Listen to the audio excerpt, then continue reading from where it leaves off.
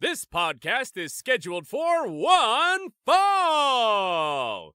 Introducing your hosts, hailing from Hull, England, Callum McGuinness, Jamie Bell, Kurt Johansson, and James Coggan. This is the One Fall Podcast!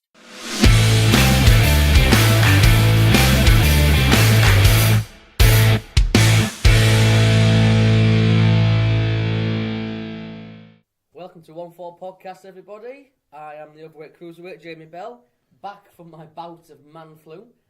Thank you, Dave, for covering last week. We'll co-host this one. Thank you. Oh, you're such a great host. I try my best, man. I try my best. You I had really some do. big boots to fill, didn't you, Dave? I did, yes. Size 9s. Oh, we have the same size boots to fill. Oh, right, so it wasn't that much of an effort. No. To my right, what we're going with this week? I don't know, actually. I think Mr. No Days Off is a good one because Mr. No Days Off, Darren Young. Missed a podcast I'll give yet, that. so I'll give that. Mr. No Days Off, Callum McGuinness. Not Darren Young. No. And do you want to introduce James? We'll co-host this. And to my left, which is the opposite side to right, I have the Crimson Mask, James, who probably has a surname, but I'm yet to learn it. What is Coggin. your surname? Coggin. If you listen to our new intro that played just now, it introduces all of us, and it says James Coggin. Was it introduced Dave? If you'd have listened to the file when I asked you to listen, you'd know. Was it introduced Dave? I've not listened to it as well. I sent you it twice. I know you did. I paid money to get that intro. Oh, the proverbial one. I could have done it for free for you. I'm good at introing. Right, okay. Is he on the not, intro? you don't know his name. Is he on the intro? I bet I missed No, it. I've got a soundbite that says "and Dave." Oh, when you're on cheers. the podcast. Oh, and Dave. Yeah. I like that though. It makes you more mysterious. We are, unfortunately, this week missing our very own young buck who declared himself too sweet to the ladies, and because of that, he got a cease and desist notice from the WWE. So that's all we'll say about the absence of Kurt, Lady Killer, not in the same way as Chris Benoit, Johansson. Oh, I can tell this is going to be a great episode. And we suspended him for the week. Should we go with that? We have. Until he learns his lesson, he's not allowed on the podcast. Sat on the naughty step. He's sat on the naughty step. With his subpoena. Yes. Just in the corner from With his subpoena in his hand. Yeah. We wish you well, Kurt, whatever you're doing. He hasn't died. He's still alive. He's just not allowed He's on sat the on the naughty podcast. step. He's on the He's sat naughty naughty step, step, yes. I just want to chime in as well. I apologise if I cough a bit. I have had man flu. I'll try my best. I still have man flu, and I appear to be delirious. So if appear to be, you are. You were walking around Asda like a madman. If I say anything that is in any way libelous, it is my illness speaking, and the other guys are responsible from a legal viewpoint. Nice disclaimer. Right, You're and welcome. I'm just to be obnoxious, I'm just going to try and cough as much as possible. Do it. Yeah, let's do that. Do it. Yeah. Shall we thank our downloaders as usual? Yes, let's wanna- thank the. How many have we got now? Oh, I've lost count. I don't check this stuff. We are up in the double figures. Triple I'm figures, told. aren't we? We are at like 10 or 11, maybe. We have tens of followers. We have tens of followers. We have a whole 10 followers I thought it was in triple in, figures now. in places as far globally as Grimsby, No. and Scunthorpe, I imagine. Wow. Boom. We've peaked. We've peaked. It's happening. We have Should we peaked. call it a day episode I think 10? we should. Yeah, Yeah. we should. We're on Yeah. episode 10. No, This is 9. No, this is 9. I mean, Next week week's will the be farewell finale. show. Yeah. Oh, This is the penultimate. Yeah. Sadly, because Kurt Johansson can't be here, robbing all of the women of his dulcet tones, we are going to call it a day next week. We'll be starting our own podcast without him, which will be twice as popular, one would imagine. Just before we start the show, if there's any parts where we appreciate the Miz as usual, there will be sound effects Excellent. for the Miz Appreciation podcast. Vomit. Jamie's bold claim of the week. I better think of one, haven't I? Yeah, so just listen out for the new sound effects. I better think of a bold Do I not have claim. a sound effect? Yes, and Dave. And Dave. Oh, joy. Thank you. Well, you could get one like, I'm ill, I'm poorly, I'm dying. I don't think I've told everybody how ill I'm I am. delirious. Oh, we could just You have, are. we could just have, flatline sound effects. Yeah, that'll work, yeah. Yeah. Flatline. They've remade Flatliners. They have. I went to pictures to see it. Is it any good? This Given that the isn't- original I isn't. think you'll find that this is a wrestling podcast and not a movie Wait, podcast. isn't this the One Full Movie podcast? Oh. Or is that tomorrow? That's We tomorrow. should have a movie podcast. All the right movies we can call it. What's Flatliners? Flatliners is a Joe Schumacher Oh my film God. that wasn't very good. I and don't it's been do stuff. remade. I don't get technology. It's you. It's what you do for a living, but in a movie.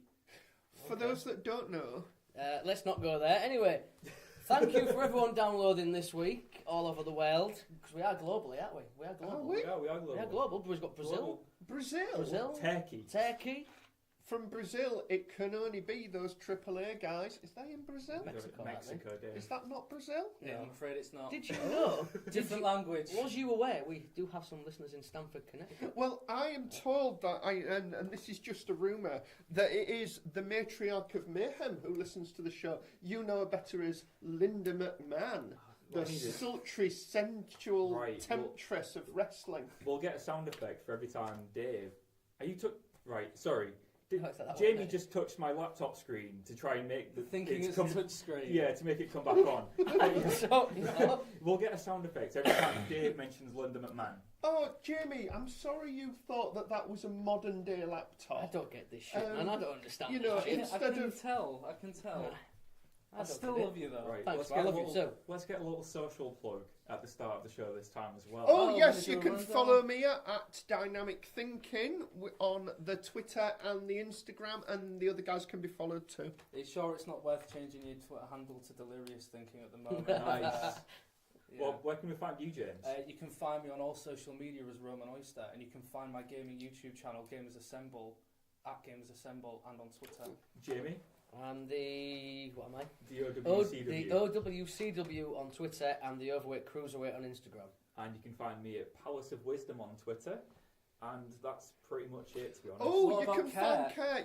Care is You Get can your find Hansen Care. 93 on Care everything. Johansson 93 or something like that. No? Yeah. Here.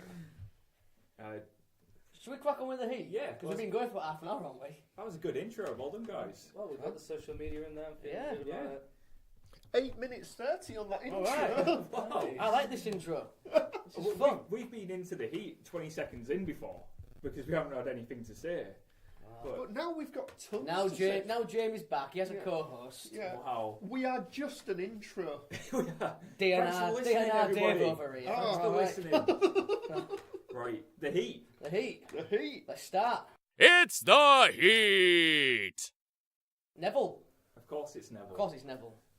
So, What we're thinking? for people that don't know, Do you want to explain? the rumour was that Neville went in backstage at Monday Night Raw and quit because he didn't want to lose to Enzo Amore clean. Now I heard he didn't show for Raw at all. Really? Yes. Now, I heard that he was furious at something to do with the Bullet Club outside the Raw arena. Do you reckon it could be all of those? No. No, unfortunately, I don't think that's necessarily the case. I mean, we don't have anything to back this up, unfortunately. No. Obviously, this is all speculation. Mhm. We won't know anything until further details come out, probably from big old Tuna Meltzer. But it seems like Neville is unhappy with his position in the Fed, which is a real shame because he is an absolutely incredible performer. He's great on the mic. He's done a great service for in terms of sticking it to all of the Americans over at the Fed, just being an absolute powerhouse, really showing what the Brits can do, especially since Wade Barrett was released. We don't really have anything. Well, obviously now we're starting to see development in NXT and the Cruiserweight division with 205 Live, but Neville has been a staple for several years, being able to bounce around in-ring and across the brands. The work that he did in NXT really helping to solidify some awesome feuds, some fantastic matches. And then he's made his way up to the main card and really hasn't done that much, unfortunately. Until The heel turn. The heel turn was the start of He something. needed that heel turn. Something really good for him, because the King of the Cruiserweights gimmick is brilliant, Absolutely incredible. and it could easily be that whole character could be sent to the main roster still. Like I know 205 Live is the main roster, but I mean, you know what I mean, like the upper mid card of Raw or SmackDown. Yes. And he could easily contend for the United States title, the Intercontinental title, easily. Imagine him versus AJ Styles for the US title. These are the matches I want to see. Well, you can't because it's Baron Corbin. Yeah, I know it's Baron Corbin, but like if AJ didn't lose it, that's a program you could have worked with Neville instead of Baron Corbin. That's it. These are the matches that I wanted to see when we saw the results. We saw that he lost the title. You could see him getting more and more infuriated with the 205 Live thing. There was hope that he'll be able to be creeping his way back up the ladder, but it seems like he has the same feelings as Austin Aries. Which reminds me as well, I also heard rumours that one of the reasons why Neville is upset, and I don't know whether or not this is speculation or there's been anything to back it up, but apparently because he was a part of the pre-show on the WrestleMania 33 DVD, I read that. he's not receiving royalties from the DVD sales, which is a real shame because... They were cut from the DVD, their match, weren't they? They weren't even on the DVD, So that's why he won't be receiving any royalties, which is a real shame. I can't even begin to imagine how incredible it must be to perform on a stage like that, on a night like that. It's something that most wrestling fans look forward to every year. And then for you to not be included in that, to be recorded as a piece of history on the day. If we're talking about wrestling, that's the day. Every year. The only way you can see that match now is on the pre-show kickoff, kickoff pre-show on the network. And there's no royalties attached to that. No, as far as we're aware. So that's a real shame, and I can completely understand why Neville is upset, especially if his role seems to be downplayed now that Enzo's arrived on 205 Live. Yeah, definitely. It's like he's being pushed aside. It's like, we don't need you now. I feel like it might have been the same as with Austin Aries, like you said, where they said to Austin, we don't have any plans for you outside of the Cruiserweight division. You are a Cruiserweight guy. And that also was like the straw that broke the camel's back with him, because he's a great talent. He can really go. And if they'd have said something like that to Neville, I can imagine he's the type of guy to say, right, well, just you watch me. I'm going to leave and make a name for myself somewhere else. Like you were saying earlier. This is what I read. I've read it on a few sites, including, I think, Meltzer, that he wants to sort of do the Drew McIntyre thing, where he goes off, makes a name for himself all over the world, to then eventually be brought back as a bigger star. This is the thing, though, with McIntyre,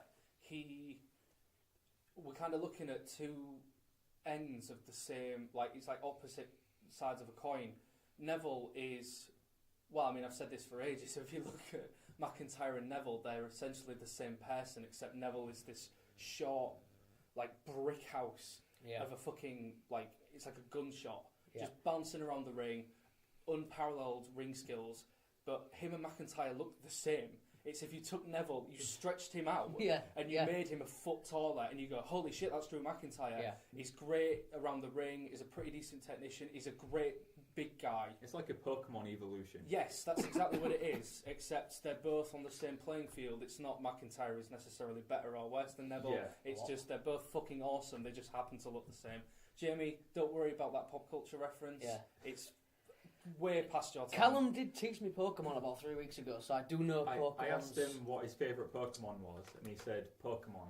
Love it. What's the Pokemon? Great answer. Love that answer. I will leave that in there because that's fun. I don't think.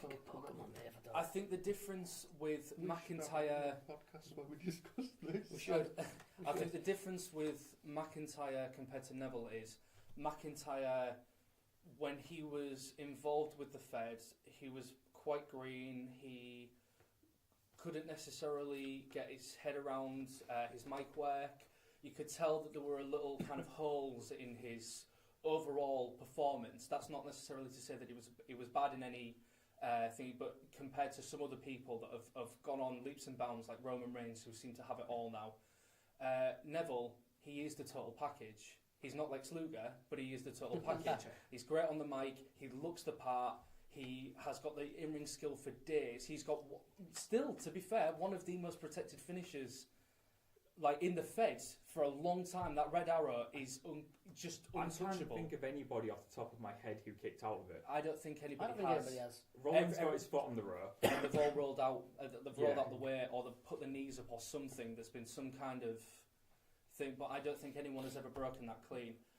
Great So- submission move as well. God, Rings of Human love. Saturn. You love that move, don't you? I Oh, fucking yes. love it.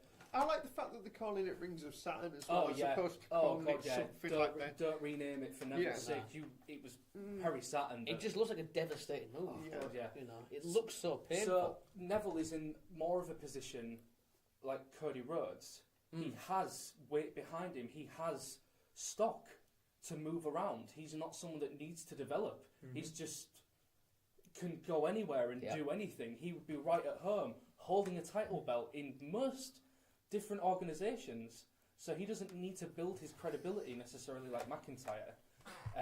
He's going to be a hot free agent. He's God, gonna, he you know, is. He's going to be. In being a hot free agent, we have got a pollcast, well, 2 podcasts coming up later today about who we'd like to see him wrestle. Yes. So, and as you were saying, Jamie, he's going to be a hot free agent. So wherever he goes, he's going to have potentially He's been getting them Bullet Club tweets. those Bullet Club tweets. Well, that does lead on to our next Yeah. Yeah. next So discussion. Jimmy Jacobs fired from the creative writing team. For getting a photo with the bullet, with his friends. Yes, which he posted to his personal Instagram. Yeah. So, I think. does that make you think personally- someone's grassed him up?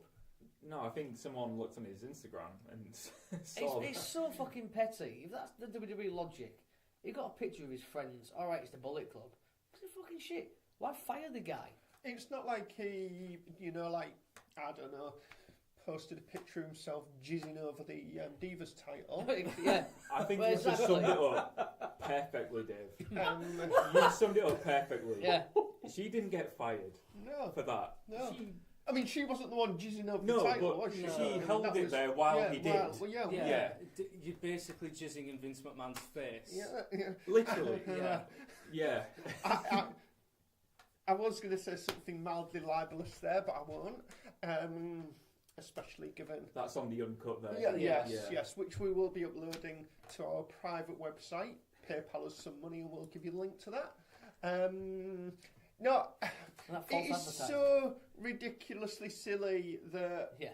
anybody would, first of all, pay for our imaginary X-rated podcast because there isn't one, but Well done, nice cover. anybody would sack somebody for having a photo taken that was at its heart just a photo of a group of people together. What was he meant to do, right? Like, he saw his friends, and I imagine at the core they'd still have been annoyed with him talking to them. Because I don't think it was just a picture that annoyed him. It was the fact he was hanging out with his friends. They're his friends. Yeah. Was he meant to just say, sorry guys, I'm with the Fed now, I can't talk to you, see you later? Yeah. But this was it. I mean, How often does he get to see them? He won't. This No. is it. You know what I mean? No. It's, quite often we'll hear reports of, backstage at Raw there was, I don't know, somebody from TNA who was visiting his friends. Yeah. You know, Kevin Nash nipped backstage at TNA to visit whoever, Jeff Jarrett probably, I imagine they're friends.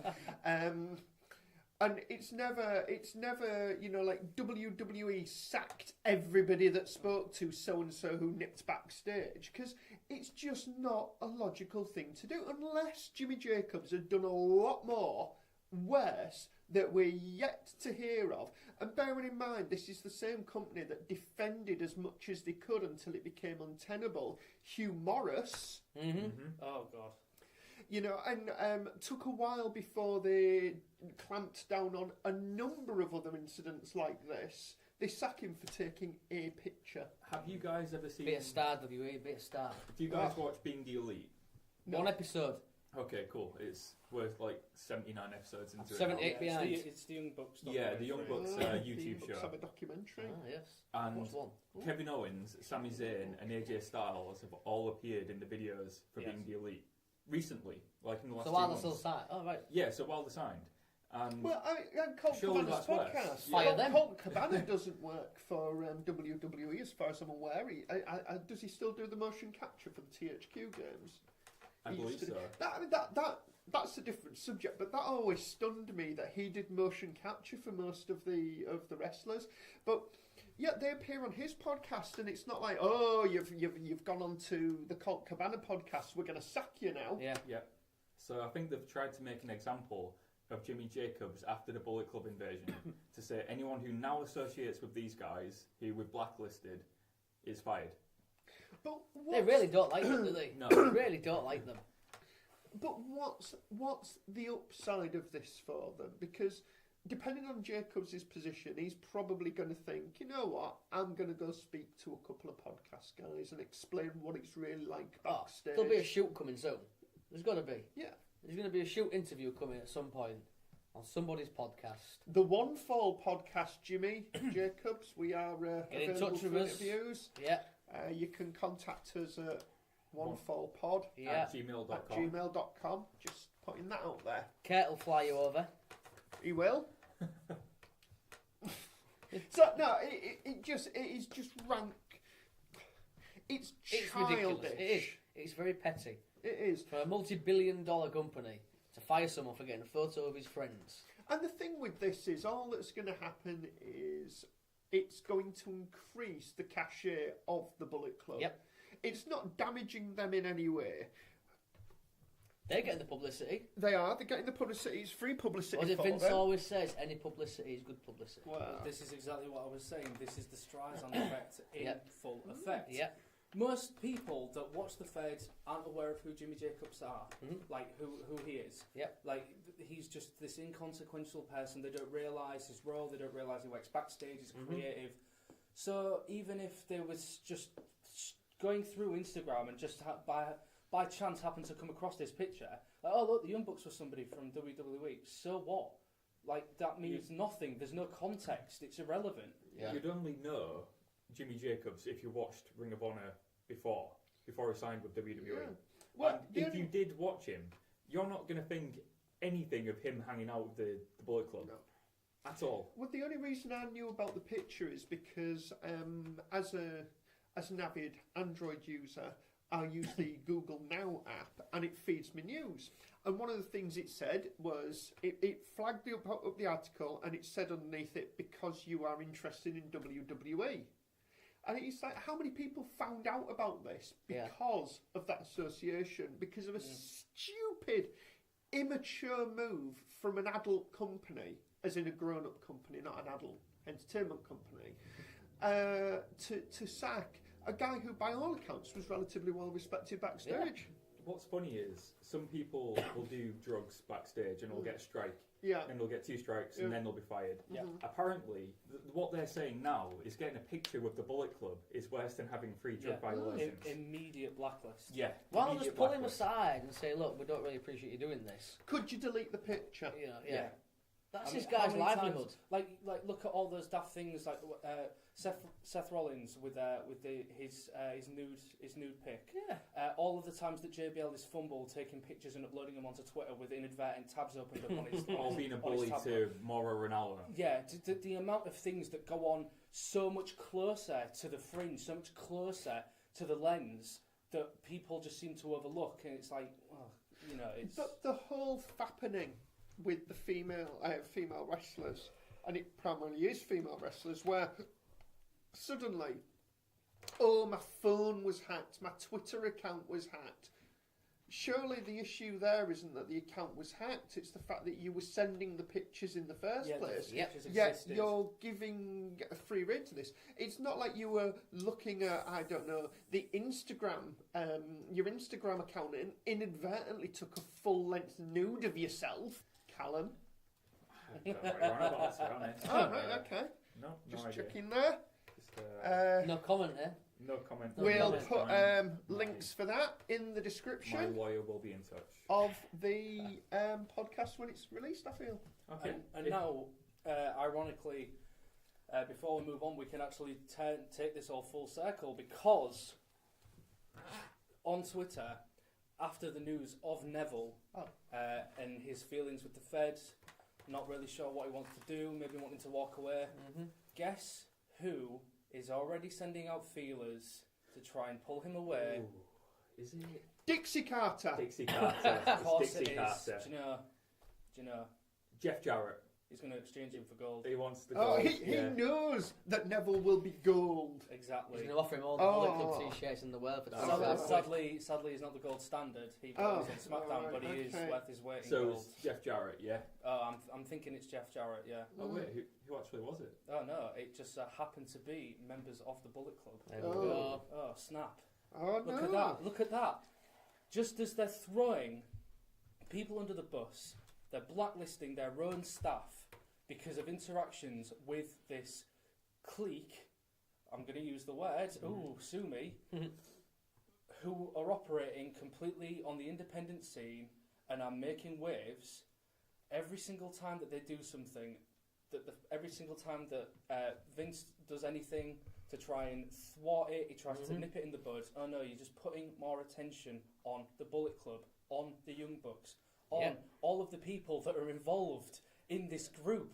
How can you not understand this? So much so now that Twitter and the Bullet Club are goading Neville to come over. Hey.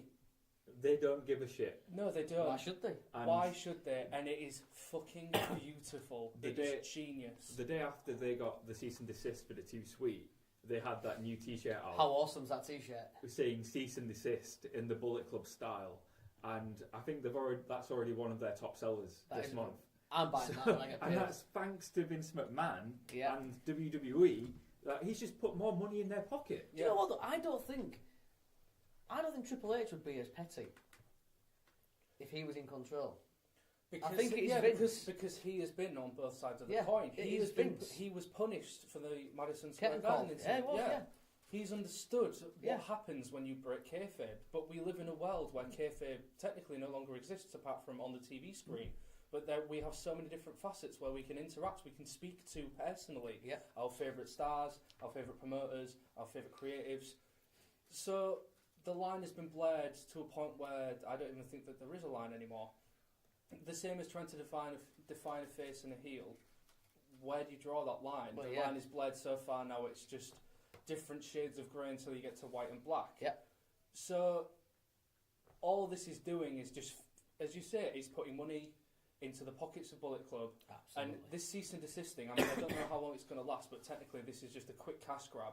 I mean, this shirt could only technically be relevant for a month, and then they'll bring out a new shirt. Yeah. Maybe even sooner than that, they'll bring out a new shirt. But good Lord, the turnaround on that was fantastic. It was brilliant. They knew what to do. That is guerrilla warfare. That is guerrilla marketing. They know what they're doing. And you've got to believe when they've got that amount of money being thrown around them, all this money, all these titles, you know that Neville's going to come knocking on that door. Of course he is. Even if he doesn't have any position where he's in contention for gold, I'm the type of matches that he can be having with members either of the Bullet Club or against, like standing alongside the Bullet Club, all the different feuds that they're working with at the moment, the amount of money that Neville could get, he could basically be making 2 times, if not more, the amount of money that he's currently making with the Fed. If he just stepped through that door, he was able to come to terms with the Fed, and he just said, "What's up, guys? Yeah. What's happening?" PW Insider have said that while Jacobs was seen as one of the boys and was well liked amongst other talents in the company, WWE sources had said Jacobs could have been seen as ignoring his job when he went outside to have a picture taken. It was noted that it indirectly got someone else over, and this is being seen as a deciding reason for his departure, but this wasn't the only issue with him. But aren't the WWE getting them over by this whole cease and desist and stuff? A recent sabbatical over the summer to take care of some personal issues was also cited as possibly putting a target on his back. So dealing with personal issues and having a picture taken with your friends. Yeah. Son of a bitch. There you go. So I think that winds up on the Jimmy Jacobs front. I just want to throw a bold claim in. Right. My bold claim: Jimmy Jacobs will join the Bullet Club. Jamie's bold claim of the week. He's lost his job. They'll take their friend in. IWGP champion, Jimmy Jacobs. They'll take their friend in. I've been a fan of Jacobs since about 2004. I would love that. Boom. It's not beyond the realms of possibility, you know.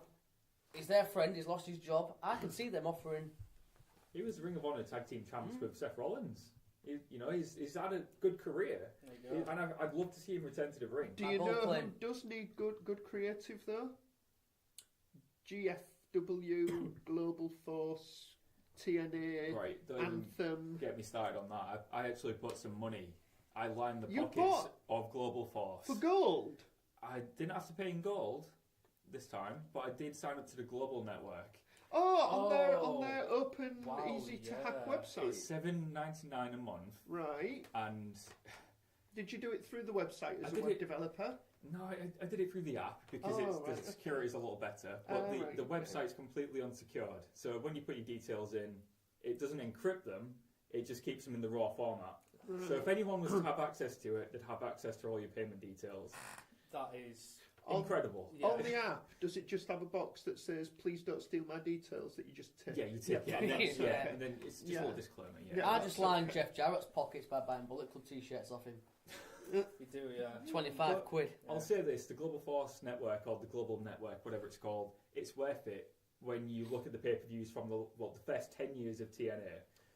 Yeah. It's good to watch that. That would definitely have my interest, but that's quite scary. I mean, they've got a lower price point, they understand their position, they don't have as much content to be able to provide, so they understand, if you're a broader wrestling fan, but you still like the more Americanized version of storytelling, you think that in America that'd be just shy of $18? Yeah. For both. That's not bad. But then again, though, how many... you could argue, how long's the network been around for now? 3 years? 3 years, isn't it? 3 years. 3.5 years. Count the US launch. Yeah, 3.5 years about. Yeah. That arguably could be about the time where people are starting to get a little bit fed up of the content. They've seen all the pay-per-views that they wanted to see. They've seen all the retrospectives, all the Monday Night Wars, all the specials on the individual performers.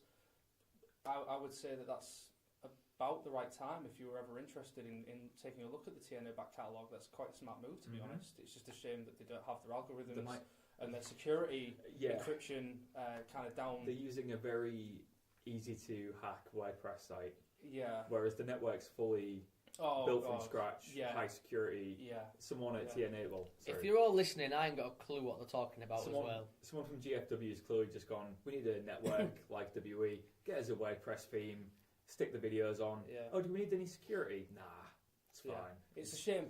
Copying the network, smashing idea. It's a shame that you couldn't use all of your outside affiliations to maybe try and wrangle in some other different companies. No, Josh Matthews. My favourite person. I noticed from the quite cutting tweet that went out this week saying that he'd had some type of Photoshop accident with EC3 on the One Fall podcast Twitter feed that I don't have access to. He said, we're working with our partners, AAA, who, as we all know, are not in Brazil, guys. They're in Mexico. They are. Noah, who are Japanese. Yes, they are. Crash, who are neither in Mexico nor Japan. Everyone we've talked to as it relates to adding their libraries to the platform.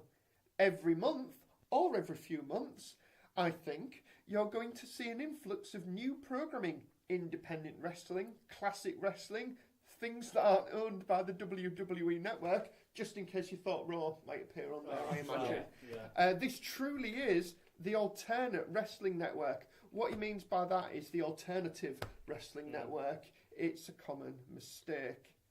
He then went on to say, there will be a delay in most territories and most countries. There will be roughly 10-day delay for everyone worldwide. You can pretty much count on that as a benchmark as far as when everyone will be able to see it. Now, I don't know if that's like a 10-day delay for everyone worldwide, as in you will see everything 10 days later, or you'll see everything 10 days after the USA, which means that by the time it gets round to the USA again, it's like 60 days late. Well, the latest episode of Impact they've got was 10 days ago when I watched. It was, about a week and a half, 2 weeks. So it is, that is right. If you're watching it just on the network, you will be 2 weeks behind on Impact or anything else that they put on there, any third-party content. That's not particularly that bad, is it? On the network, Raw is 2 or 3 weeks behind. 4.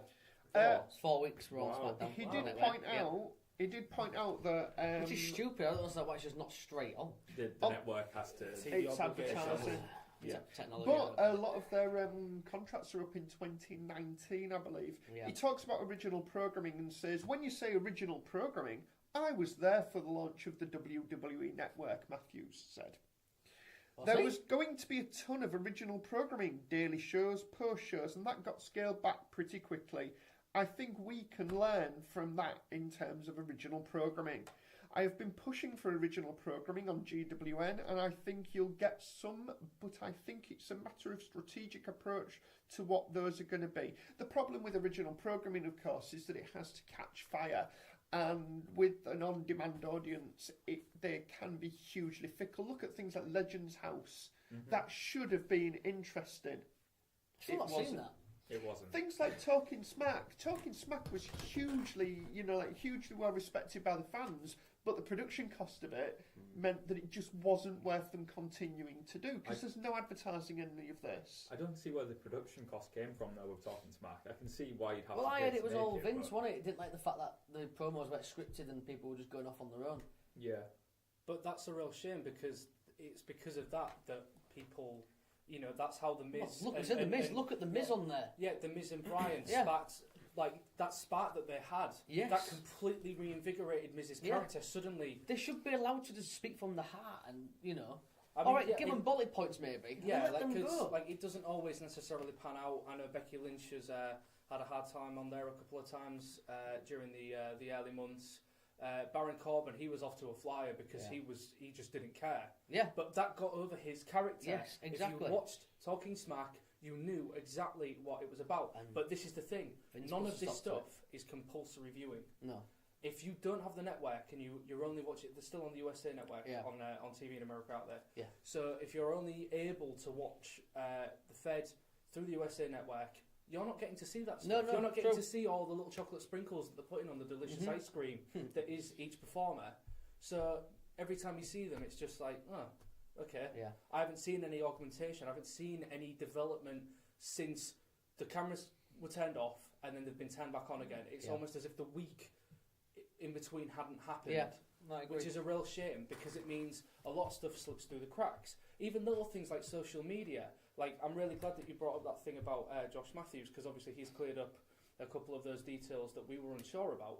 And by the sounds of it, that's really made this global wrestling network worth the money. Yeah. Even if there is a 10-day delay, that is an incredible amount of content, assuming that all of the different companies are able to keep up with that 10-day period, which I imagine that they will be. It's just a case of making sure that all of the material has been archived properly, it can all be delivered on the same platform and in an easy-to-access way. I think this is worth looking into again in maybe a month's time. We can maybe see how they're doing in terms of their buy rates, the type of traffic that they're getting, and just the type of service that they're able to provide. And you never know, this could be a real contender as an alternative to absolutely. the WWE network. You'll have to give me your login details. I did so I'll give you one. Oh, thanks. Matthews has also said about pay-per-views on the GWN. WWE has gone back and now offered some pay-per-views through their cable and satellite providers. I don't know if we'll ever go exclusive. I think I can confidently say that Bound for Glory will be available on the network, but I still think you have to work with your television partners and not upset them by pulling everything. Now, that was something that allegedly scuppered the original launch of the WWE network in the UK, because there was a big With Sky Sports and stuff, and it got to about 20 minutes to the launch time. We're launching at 9 o'clock Pulled or it. whenever it was. Pulled it, yeah, I because remember. I genuinely think to this day that part of that was because they hoped that Sky would back down, and the problem with that is Sky never did. Sky don't back down. They've got money coming out of their backside because they lose so much of it. But as a result, suddenly the launch was stopped as they had to appease the television providers. So it'll be interesting to see where GWN goes with this. Shall we, on that, move on? Let's We've talked go about that for to- quite a while. Yeah, we have. We wasn't even going to talk We about weren't, no. GFW. Should we have our fallout, Hell in a Cell, Raw, Smackdown? Let's do it. Our predictions.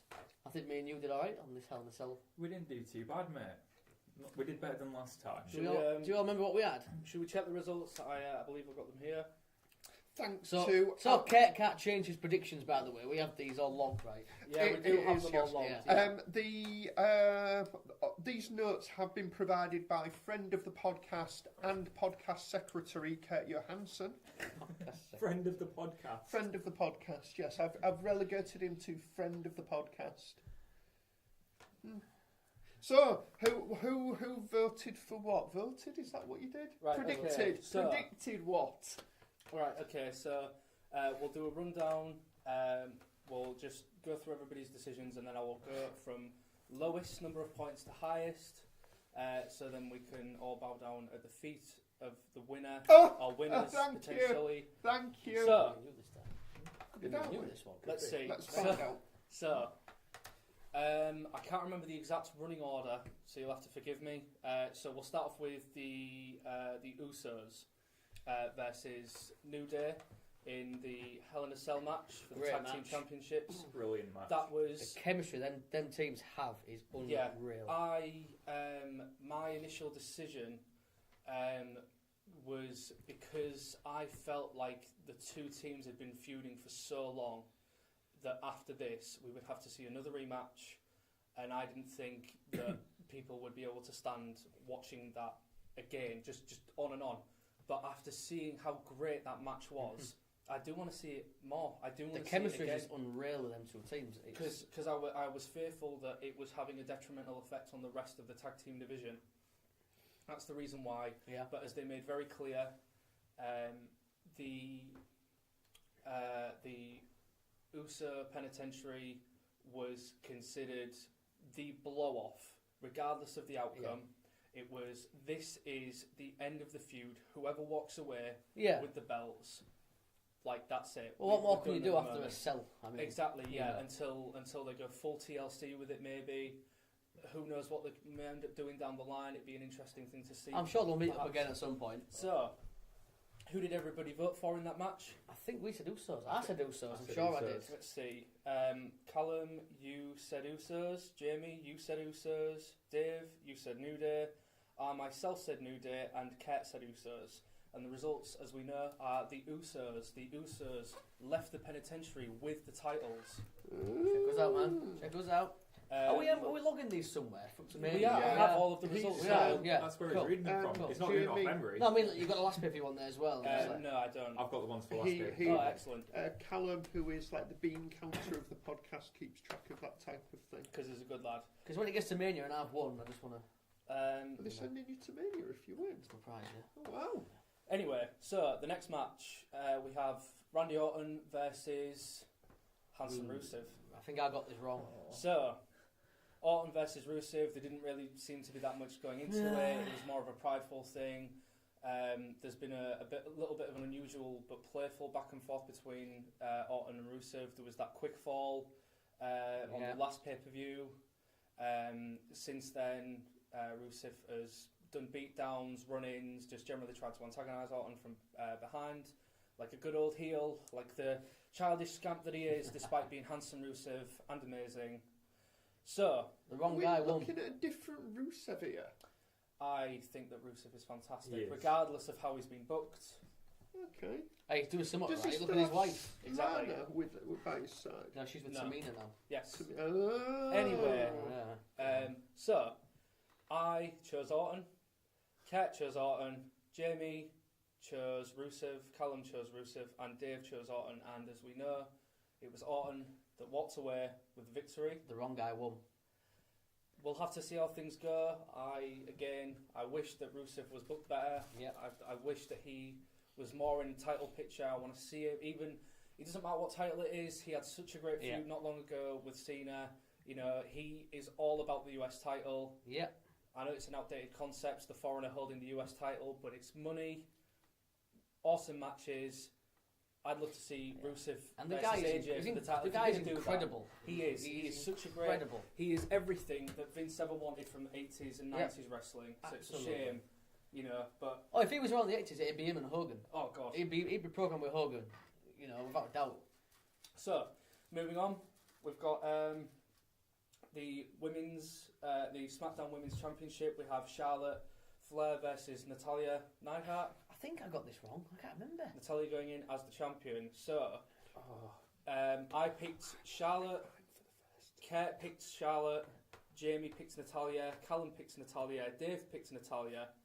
And as we know, because apparently that's how the match ended, it was a win for Charlotte via disqualification. That's right. Because for some reason the champion decided to hit Charlotte with a chair.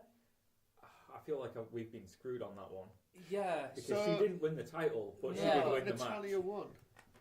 Did Natalya win? Natalya Charlotte was did the win. champion, Right. but because she lost via disqualification because she hit Charlotte with a chair. Oh, that means that we won for saying Natalya because she's still the champion.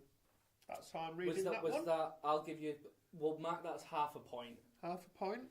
Because What would Kurt say to that though? He wouldn't be happy with getting half a because point. I called that with the match with the Miz against Jason Jordan. Yeah. I completely, every single point I said that is exactly what's going to happen. I didn't get extra points for that, so it's No extra entirely. points. No, we don't want the points. Charlotte won. I think Charlotte we should won. get the half a point and round it up, just like we won. Okay. Charlotte won. Okay, moving on. Let's see. We've got What are them? and this is. I didn't realise this until the pay-per-view began. On the pre-show, was it on the pre-show? I believe it was announced the US Championship match. Oh, AJ yes. Styles Yeah. versus Baron Corbin. Ty Dillinger was added, Oh. so that suddenly threw a bit of a spanner in Oh, everybody's you might as well have decisions. thrown James Bloody Ellsworth into the match for all that was Right. worth. So everything that Kurt was saying about how I'm pretty sure he even said, I have a feeling there's going to be a workaround. It's going to be. Oh, I turned thought they into were getting triple threat. Dillinger in it. Yeah. I thought that as well. I thought they were just going to keep it one-on-one. They were going to treat it the same way that AJ and Cena were having matches. It elevated the title. They were putting on 5-star matches. If you're going to get, for me, it was if you're going to get Corbin over, have him have amazing matches. Yeah, he can lose, but he keeps getting frustrated, and then suddenly he overcomes AJ by being more ruthless. He just doesn't stop. Suddenly he's losing because he's not breaking the 5 count, and he's battering him in the corner, that kind of stuff. Just drag that stuff out for a little while. But no, apparently they threw Ty Dillinger in, and by doing so, they also threw him under the bus. He was the one that hit the pinfall. So it was Corbin that walked away with the US Championship, much to many people's chagrin, but I imagine a lot of people are also happy. We were about happy, that. weren't I don't mind Very Baron happy. Corbin So- being we? champion. Corbin's our boy, isn't he, Callum? So I said Styles. Kurt, he went with Corbin. He didn't. He said Styles the other week. It says on here I've got Corbin. We will have to listen back to the podcast, which Well, we I all wasn't here last do. week, was I? Right. 2 weeks ago he mentioned Styles. Right. But Well, I've got on here. I've got Corbin. Jamie, you have Corbin. Callum, you have Corbin. Dave, you have got Styles. You want I'm me? sure he's throwing me under the bus with these. So Kurt can't hack all this, can he? And change his answers. any Because if he gets 7 out of 7 like, here, just button up. Oh! Let's finish Oh! this first. go on then. So yeah, unfortunately, because of the last minute rejig, that kind of mixed things up a little bit. Then we move on to Bobby Roode versus Dolph Ziggler. I think we all called We that all one. expected this. We all knew exactly what was going to happen. Roode got over, rightly so. He's the new hot commodity. Yep. You've got to build him up. Nice clean wins. They did the smart thing, which is what I feel they should have done with the women's championship match. Even though Natalya technically won the title with this match, Roode, he got the clean. Well, I say clean win. That's debatable, and obviously they brought that up down the line. Yeah. But Ziggler got his heat back. Zigzag during Roode's celebration. Walk away. That's what you need. Yep. Nice bit of you suck. I had that match. Eat this, and then out you go. Awesome, classic way. And I'm Storytelling. still calling it now. Bobby Roode is going to be the next massive star of SmackDown. Well, He's going to take SmackDown to the edge level. time will tell. Yeah. We'll see how That'd it be goes. Jamie's bold Can be a claim of the bold week. claim. Yeah. Yeah. 2 this week. Next, and this isn't to diminish the scale of the match. It's just how the show was booked. Jinder Mahal, the WWE champion, versus Shinsuke Nakamura, was the main support to the main event. Yeah. Wasn't the closer of the show, which, that did, again, because of the way that we're talking about booking, it did affect the way that I was thinking about the pay-per-view, changed my decision, but went on second to last. How do we feel about that match? I don't like the way Shinsuke lost. No, It missing was, the Kinshasa. It was too clean. Yeah. Yeah. He missed the Kinshasa. Kinshasa? Am I saying that? Kinshasa. Yeah. They're really rolling with heart, aren't they? Boom, ate his knee on the turnbuckle. He ate the Coloss. The Coloss, which is the Cobra Clutch Bomb. I was going to say kebab. The kebab. Coloss, Yeah, hit the kebab. Hit the Yeah. kebab. Coloss.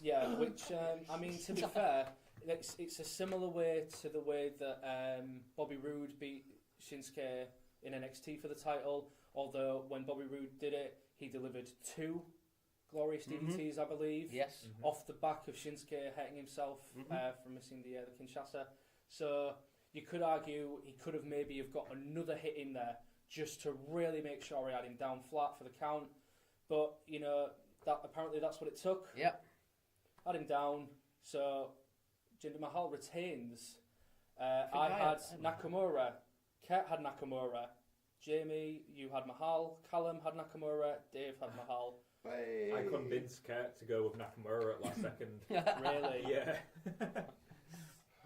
And then finally, the closer, the main event, Kevin Owens versus Shane McMahon in Hell in a Cell. Now, how did you feel about this, Dave? Because you're making noises. Shocking match. Shockingly good. Or... Well, I have nothing against Hell in a Cell matches. The highlights of it was Kevin Owens dragging over Shane and saying to the kids, look at your father, and the kids are all laughing away as if they're at a picnic. That was fun. Shane McMahon is obviously very rich and very important, and a blithering idiot to be jumping off a cage at that age. What is he, 46? Yeah. Now, if the reports are true, and let's face it, WWE would never lie about an injury. He had fractured ribs, broken this, that and the other, concussions, deflated lungs, heart putting backwards. That's it. He punctured 3 lungs. Yeah. Busting a gut. His spleen was on the floor. My whole thing with this is how far do you go for entertainment? Because if they want to go that far, just hang some weapons from the cage. Also, wasn't it a false count anywhere? Yeah, it was, yes. Oh, brilliant, that. Now the stipulation makes sense. Yes. Yeah. And I always knew that was going to be a factor. I know that they alluded to it the week before. The closing out Smackdown, they decided to have a brawl all the way around the arena. The powerbomb through the merch table, that was a nice touch because it really gave the idea. For me, it was reminiscent of The Undertaker versus Triple H at WrestleMania X7.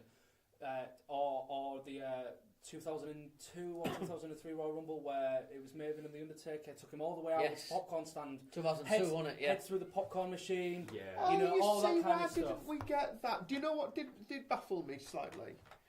How nobody had told, what's his name, Shane McMahon, that you cannot bolt crop through that type of padlock. If you're using bolt croppers, you use it on the chain itself. As somebody who has not committed many crimes, my lord, I can assure you that you wouldn't try to cut through that type of reinforced padlock. He tried to padlock. cut through the padlock? Yeah, he tried to cut Instead through the of padlock. chain I thought he was chain trying link, to cut through the chain, but I didn't notice he was having a bit of trouble. Yeah, he with was it. having a bit of trouble because he was trying to go through the padlock itself. And in fairness, there shouldn't be enough room to get bolt croppers around the There shouldn't be. We've all stolen a bike or two in our time, haven't we? Well, I imagine Only you yours. have, Callum. Only yours. You stole mine? You bastard. He didn't lock it up, I man. don't know, He didn't lock it up. We just have one bike between us and steal it. Yeah, we we take it off each between other. each other, yeah. I mean, it's not as good as the TNA cage where it's just what looks like fancy chicken wire with bits cut out of it to get the camera in. Yeah. That's true. Yeah. Well, no, you say that, but there's miraculously both visible and invisible holes away in the certain parts of the cell so that you can easily climb to the top. Yes. And there's tiny little footings as well across about halfway up across the cell, so you can If anybody can remember the Seth Rollins Dean Ambrose double table bump from was it last year during their feud? Yeah. They miraculously were both stood on this precarious, tiny little invisible but not invisible ledge. And took perfect back bumps on through 2 tables. They did. Yeah. At the same time, it was. I will give WWE their dues though, and it shows the difference in their TV production compared to anybody else's. Their cages look the business for filming. Yeah, going back to the TNA thing, the holes in the cage just make it look cheap. It does. But WWE, I mean, and throughout that match, you had a sense of like urgency and suspense, and like sheer jaw-dropping spectacle. It was just Shane McMahon. What were you thinking? What would your mother, the matriarch of mayhem herself, Linda McMahon, Is anybody think? starting to think Dave might have a crush on Linda McMahon? Oh, Yeah. Linda. Yeah. And Alundra Blaze and Linda She's McMahon. got legs. She I'll knows have how to Alundra use Blaze. them. That should have been Linda's theme. And can we can I just throw out there, and you can back me up for weeks, have I not been calling the Sami Zayn heel turn? You have. Yeah. Oh God, that was brilliant. That actually did make my jaw drop, because it was like, Jesus Christ, what is the amazing Matt Myers doing that? And then when I realised that it wasn't, it was just another flat cap wearing ginger man with a beard, and it was actually Sami Zayn. And he. I've been calling this for weeks, haven't I? Right. It was sheer brilliance that moment. 2 things. Yeah. Oh, God. Kurt said Oh, yesterday Kurt. that he also called it. Fuck off! Hold on. Did you just say Kurt said yesterday? He was sat in my car No. about 3 weeks ago. They'll never turn Zayn heel because it'll just turn Owens babyface. He can fuck right off Kurt with said that one. yesterday. He All right, reflecting Kurt said back, yesterday. reflecting back on what Changing happened. history, yes. Yeah. Bullshit. But he said that he had a feeling that it was going to happen too, and this stuff, and he had mentioned it on the podcast. Did he say this because Jamie had said it first? I just wanted to get it out there because it's one of Kurt's opinions. It's not here tonight, so there we go. He Make was of it in what my you will. car and says to me, they won't do it because it'll end up just turning Owens' face. I called this heel turn. Fuck him right now. Well, we've got our week-to-week opinions. I so love you, Kurt, but no. It's a good easy. job. It's easy enough to go back to the older episodes that are all full of prime content. 1-4 podcast doesn't hurt to start back at episode 1 and work your way back up. Oh, you can be fact checking for us. I'm going to do this. And watch the quality increase yeah. week Good by Lord, week. yeah. I ain't having that. No fucking way. No way. So, a Sami Zayn heel turn. Yes. Oh, What yes. happened at the end? Because we still don't have the end result. What happened at the I end? wanted this so much. Kevin Owens won because Sami Zayn dragged Kevin Owens onto the critically wounded, it has to be said, Shane McMahon, dumped him on him, and then found a ref to do a 3 count because it was falls count anywhere, and anywhere included the bits outside the cage. Oh, genius. Wow. Yeah. He really It broke was- it down for us. I then. mean, A near I fatal could- Shane. Yes. Yeah. I knew by the way that Owens was positioned on the table, he was moving out the way. We was going to see he a had the repeat. leg hanging off. He had the leg hanging off so that he could get his leverage to do, the roll off. We could see the Shane WrestleMania Hell in a Cell bump against The Undertaker thing happening again. I was terrified because, again, he's already taken that bump. He doesn't We need know- to like doing this. 50. We Yeah. know that it hurt him last time. Those guys were really hurting each other Yeah. as well. He Holy doesn't, shit. He doesn't need to be doing these jumps. My heart was in my mouth the entire the entire time they were on the top of the Yeah. cell. I know that the construction of the cell, as time has gone on, has been improved so much, but, But it's still holy height. Mine. shit! Yeah, it's- Mine is He's always still in, 40 feet. my Yeah. heart is always in my mouth. No matter As they what say, Hell in a Cell 40 match feet. it is, if they're on the top, I'm terrified. Yeah. Do you ever think One wrong move. Do you ever think he's up there going, "Yeah, I've changed my mind now. Kevin, I'm not going to do this. Could you come up here again?" Cancel the heel turn. Yeah. Sammy's staying in the back. It's Yeah. 40 foot. What was I thinking? Well, and that's the thing as well. Both of them took big bumps. Owens took. He alluded to taking a off the top bump, and he said, "No, we'll have none of that." started to climb down. He ended up taking a bump from about halfway, the same, wasn't he? yeah, maybe a little bit higher, Yeah. possibly than Ambrose and Rollins did. He took the during bump the- nice, to be It did, fair to it him. did, and Took again, it well. it looked like it killed. Yeah. Then obviously Shane did what he does best, which is jaw-dropping stunts. Missed. Out of nowhere, we see the immersion of a black-hooded person with a conspicuous-looking flat cap poking Yeah. out. Then suddenly, we put two and two together. It was Sami Zayn Ah, that helped Kevin Owens move out the way, and the timing was absolutely perfect. it Yeah. was. If that See was how half close a it second, was? if that was half Yeah. a second, Kevin Owens would have been dead. I saw a Shane picture. McMahon would have landed on his head as he was sat up and broken his neck. I saw a picture on Facebook yesterday, I think it was, and it showed you how close it was. A still from it. Yeah. Shane, it was so close, almost touching him. It was so close to hitting Kevin Owens. So what was the result of that from winning this? Well, as you said, because Sami Zayn pulled Kevin Owens out of the way of the giant bump, Kevin Owens then fell on top of Shane McMahon's crippled, blooded corpse. Yes. False count anywhere, 3 count on top of the announce table. Kevin Owens ends the pay-per-view having been saved by Sami Zayn. Carried Heel away. turn, carried away. What a talking point. What a way to get people invested in what is happening in SmackDown. Awesome. And So, how did we do? How did we do? How did I steam home to victory? I said Owens. Yes. Kat said Owens. Yes. Jamie said Owens. Yes. Dave said Owens. Yes. Callum said Shane. Did you? Fool! Fool! What fool? I don't know what came over me. Were you thinking that the McMahon in that match was Linda? Yes. Now I'll see her take a bump off top of Wait, herself. was it her son? It Shane? was, yes. Yeah. Yes. Shit. The son of the genetic jackhammer and the putrid pothole. Well, when they said on SmackDown that McMahon would be fighting Yes, Owens. there you go.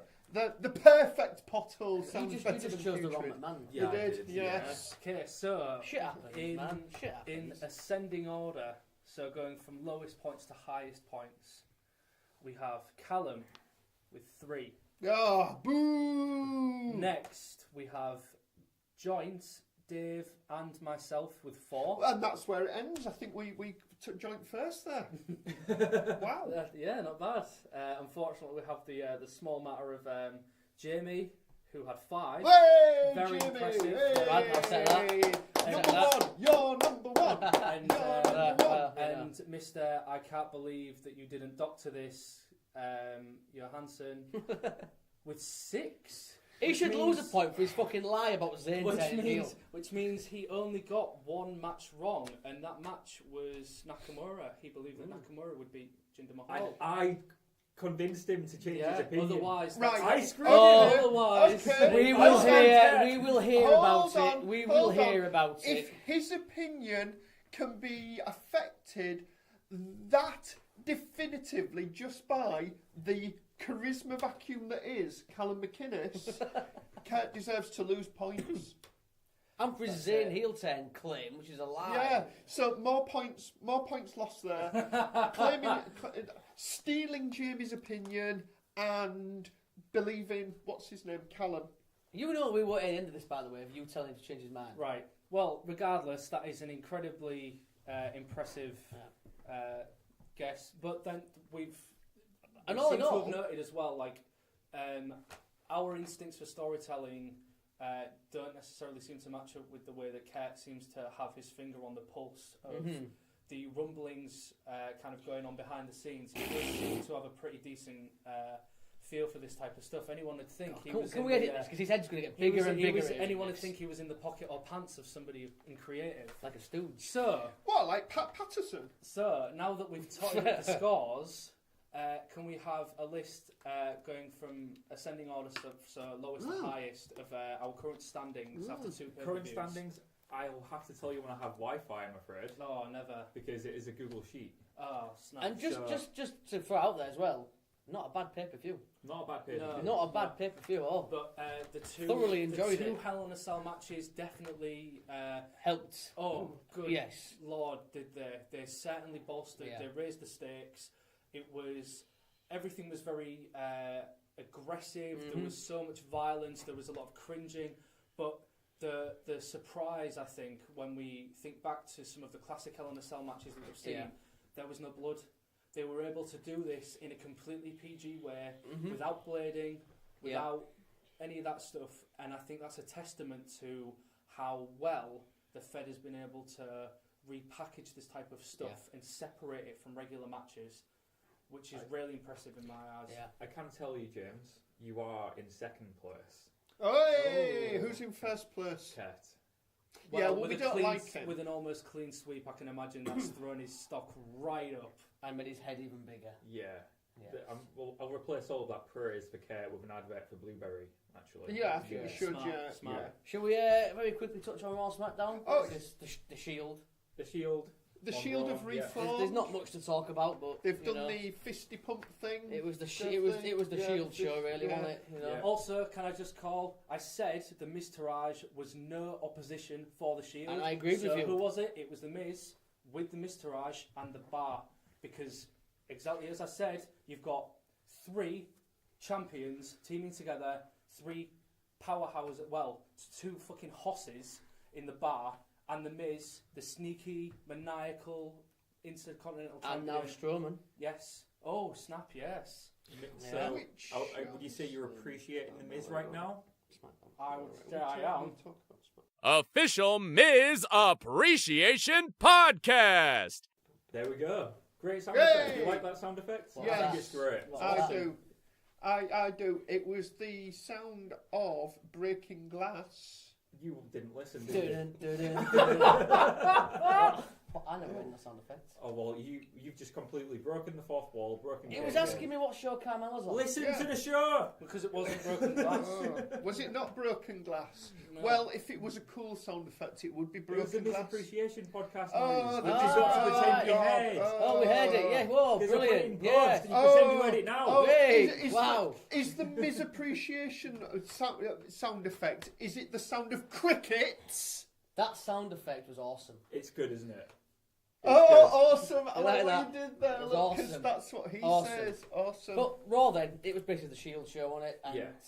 you know, good to have them back together. Is it going to last? No. Ambrose is going to turn heel at some point, probably after the new year, if they last that long. Yeah, they're going to want to milk those sweet match. Of course they are. Of course they are. You know, I mean, recoup all the money they've been in The, the back. They they already had new T-shirts made to come out to when they attacked Strowman. I mean, Yeah. you know, They went straight to the. They had a press backstage, I think, for the t-shirts. they must have done. Yeah. They must have done. Because who knew? Are the backstage t-shirts, during the break, came with the design, Yeah. printed it off, Yeah. put off the press. Oh, that's quite good. That's quite future thinking. That could also be almost be described as too sweet, which the WWE are allowed to say, unlike the Young Bucks. There wasn't really much else to talk about, really. Kalisto, Yeah. with the Cruiserweight title, I think that's stupid. I know they said it was because of Eddie Guerrero's 50th and to celebrate that. Yeah, that's the same kind of shoehorning as But with Rey Mysterio. You've with, taken you know, the with belt off a titles. complete heat magnet who was lighting up the Cruiserweight division. Sorry, Enzo's lost the belt to Kalisto. Yeah, on Raw in the main First event. of all, Kalisto's still signed. He's back in, he's joined the Cruiserweight division Well, now. what was he? Wasn't he out with an injury? I think so, was he? Yeah, Yeah. I think so. Is Sin Cara still around? Somewhere. somewhere botching. Yeah, so I don't know where. He's around somewhere. I don't know I what feel show he's like on. I'm missing out on all of these Mexicans. What? Isn't Kalisto I'm not sure you Mexican? can say that. He's a Mexican. luchador. Yeah. I'm sure he's meant to be He's Mexican. from San Diego, I'm pretty sure. Isn't that in Mexico? So what do we think to him winning the belt? Can we not then? have Is a it map? not just A map will help me immensely. San Diego is in California. California. It sounds like it's in Mexico. That's the it point. It means Wales You know, vagina. I used to think that Bill. Loving the Anchorman quote. Thank you. Well done. Thank I you. used to think that Billericay was in Wales. It's not. It's in Essex. What the hell is it Billericay doing in Essex? Sounds more Irish. It It sounds does, like it sounds like an doesn't it? 80s pop star. It does Billericay. Like Chris de Bear. Yeah, Billericay. Anyway, yeah. you guys, So, Mum's favourite let's get singer. back Do to we, this do we not serious just think though, podcast. a heat? You've taken all the heat off Enzo. Yes. Yeah. You know that guy's lighting, say it for me, lighting up the Cruiserweight division. He's a true heat magnet. He's made that belt mean something. So did Neville, but and you take it off him after 2 weeks. Is he going to get it back at the next pay-per-view? What's the next pay-per-view? TLC. There you go. He'll get it back at TLC. I hope so. And that's not a knock on Kalisto, but Just stupid. Again, but he's pretty decent in ring. When he was a part of the Lucha Dragons, they had that chant over. Everybody was fully invested in it. His gimmick is pretty good as well. I do like it because obviously he's covering for where Rey Mysterio was. But I do like Kalisto, but nothing against him. And again, that's not to knock Gran Metalik and some of the other cruiserweights that are involved in 205 Live. But Kalisto is like, he's the sugary sweet baby face. Yeah. You know, He's the closest thing to a Rey Mysterio. I do believe so, yeah. Yeah, I agree. And they've certainly been positioning him that way because they realise mask sales, they've got to recoup, because as we all know, Rey Mysterio's mask was one of the most popular merch items that the Fed has ever had in the past 15 years. I think it made him second in terms of merch next to John Cena. But it's maybe not necessarily a bad idea. Maybe they realised they'd like to have him as more of a figurehead, so that they can maybe have more like a match between luchadors. They can have him against Gran Metalik, maybe 10 Gran Metalik face. I do see Enzo getting it back. Then you've got like a smaller, truer, but supposedly kind of lucha tag team against some of the other 205 Live guys. That'd be quite interesting, maybe to see a contrast in styles. So you could maybe see the lucha reforming of not the Lucha Dragons, obviously, because not Sin Cara, but the two true luchadors, master luchadors against two technical guys. Maybe see some quite interesting I like that. interactions. But that totally negates the position of the cruiserweight champion. Really, because it disregards that when you're thinking of those kind of matches. So I think Enzo's going to get straight back. I think from what I read, it was to celebrate Eddie's 50th because he's Kalisto's hero. And, I mean, they did the same thing with Tozawa, didn't they? You know, they gave him it for a week and then he lost it again immediately following. And I appreciate that if it is a nod to Eddie, because we all love Eddie. We all miss Eddie. We do. Because that cut us all of that one. But I think Enzo will. I don't think it was to do with Eddie.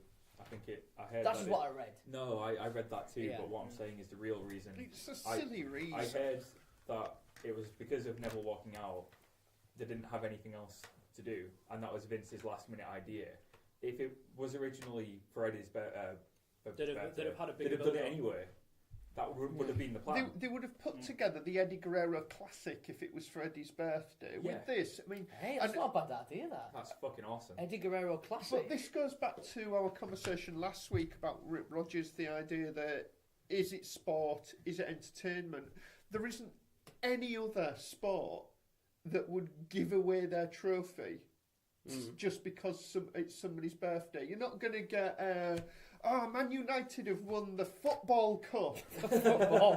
And a week later it's like, oh no, now it's Sheffield because somebody from Sheffield, it's their birthday this week. What's Sheffield? Sheffield, it's Thursday. Sheffield Wednesday. Wednesday. Okay. Sheffield Wednesday. Cool. Who are the only team in Sheffield. Okay. And quickly on SmackDown, because then we can have a break, because my ass is going numb. Oh, I just want to say about SmackDown, because the only thing I know about SmackDown this week is I saw the video of Carmella making James Ellsworth bark like a dog and drink water and stuff, and I was outraged by this. I was outraged by it. I thought it was terrible storytelling. It was misogynistic. And then, you know what I discovered? Yeah. It's Carmella's story. She's written it. Is she really? Yeah. It's her that has plotted all of that out. And I assume Vince has gone, yes, that's right. We'll do that. God damn it, I love it. Let's make Ellsworth bark like a dog. Well, it's Churchill, the insurance bulldog. I know you all thought there that Vince McMahon, who is one of the listeners of this show, I'm led to believe, was in the room there. But so is it safe to say Carmella's gobbling Vince's cock? Well, I don't know if she likes his chicken. I assume very much like KFC, they're doing the double down now. Wow. Aaron Ellsworth, which is incidentally a wrestling term. I'm led to believe, the double down, linking KFC to wrestling. There, if they're looking at sponsoring a podcast, we're available. Hi KFC. But apart from that, Owens Zayn promo. I don't think SmackDown was that eventful otherwise. Did Zayn explain why he? Yes, he did. He did, and I didn't disagree with him. I didn't disagree with him at all as well. Is it because he's ginger? No. Okay. No. Less of that. He made a very compelling argument, which you could completely, as a casual consumer, agree with. He claimed that Shane McMahon, months ago, when they were trying to acquiesce him, and then they had the whole back and forth, and he was arguing backstage about Sami Zayn was worth 50 Eva Marie's and all that kind of stuff. Shane McMahon was pandering to him. Oh, you're great. Come to the land of opportunity, Smackdown. It's awesome. Here you'll be treated with respect. Here you'll have the chance to really grow as a star and show what you've got. And then promptly, Shane McMahon forgot about him. Yeah. And he created this whole sob story about how... While Kevin Owens on the other side, on the other side of the coin, was becoming Intercontinental Champion, Universal Champion, getting all these opportunities, US Champion. Yeah. Right. While Sammy did nothing. Yeah, so what Sammy was saying is, I played by Shane's rules, I got nothing. If I fought against the McMahons, I can take everything. Yeah. Which is a very compelling argument that a lot of people, I feel, even relatable today, can completely understand. Not even from a storytelling perspective, but from a very personal one. So I thought it was a very interesting way, a very grounded way of turning him heel, but with a purpose. It wasn't, oh, you suck. It was, no, you've treated me like shit, and I did one little thing that completely, it just so happened to affect you. I was doing it to someone else, and look at all the damage I caused. Look what I did. Yeah. He also said if he'd have hit, when he jumped off the cell, if he did hit Kevin Owens, he would have killed him. Yes. And he said you were willing to kill one of your superstars, end their career, possibly worse. Because of your pride. Because of your pride. Oh. And he said, this is someone I see as a brother. We've fought back and forth, but I still see him as a brother, and I love his family. Why would I want to see his family be without a father? Of course I saved him. Yeah. And I thought, that's so justified. 100%. Yeah, I loved it. And I think we can all agree, there is a reason why this absolutely insane McFoley bump is only ever done once in a blue moon, and it never fucking hits. Yeah. And it's because there is a genuine reality that you could kill somebody. God, it is a fatal impact. Absolutely. Everything. Absolutely awesome. Yeah, he isn't necessarily a 10 out of 10 on the mic, but he said everything with such a degree of earnestness. It wasn't screaming down the mic. It wasn't getting aggro. It was like, no, this all comes from a very personal place. Yeah. I believed every word he said. Yes. He's very believable. He pulled me in. Yes. It's the same reason why everybody can get behind him as an underdog and as a babyface. Yeah. This could lead to some very interesting matches and just general kind of storytelling. If Sami Zayn and Kevin Owens are going to be doing something not too dissimilar from the best friends, Jericho and Owens. Well, Owens, I heard Kay Owens. we're going to Survivor Series with Owens and Zayn against Shane and AJ. That's a rumour I've heard. Ooh. Survivor Series. Only a rumour? I heard a rumour that it could be Owens and Zayn versus The Shield. Rollins and Ambrose. But different shows. Yeah, Survivor Series. Yeah, Cross Survivor brand. Series is cross brand. It's Big Four. Well, that's just what I heard. So, who knows? Either way, we'll see, won't we? We'll see. But just closing on that, by the way, I called the Zayn heel turn, unlike some lying little I think prick. you mentioned it. Yes, I called this. But are we having a break? We'll have a break. Do you want to plug any adverts or? Well, let's see what comes up in the break, shall we? Okay, we're going for a quick break because my ass is numb and I want a cig. And we will see you in 5. Don't smoke. Smoke. Oh my.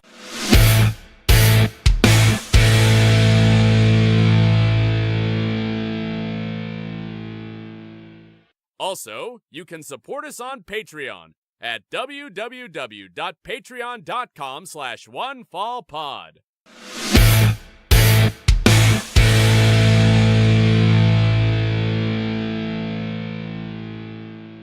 Welcome back to One Fall Podcast. My ass isn't numb anymore. I've had my nicotine rush. I'm going to hand over to my co-host, Dave, to introduce the podcast. We are once again with an exciting number of pollcasts.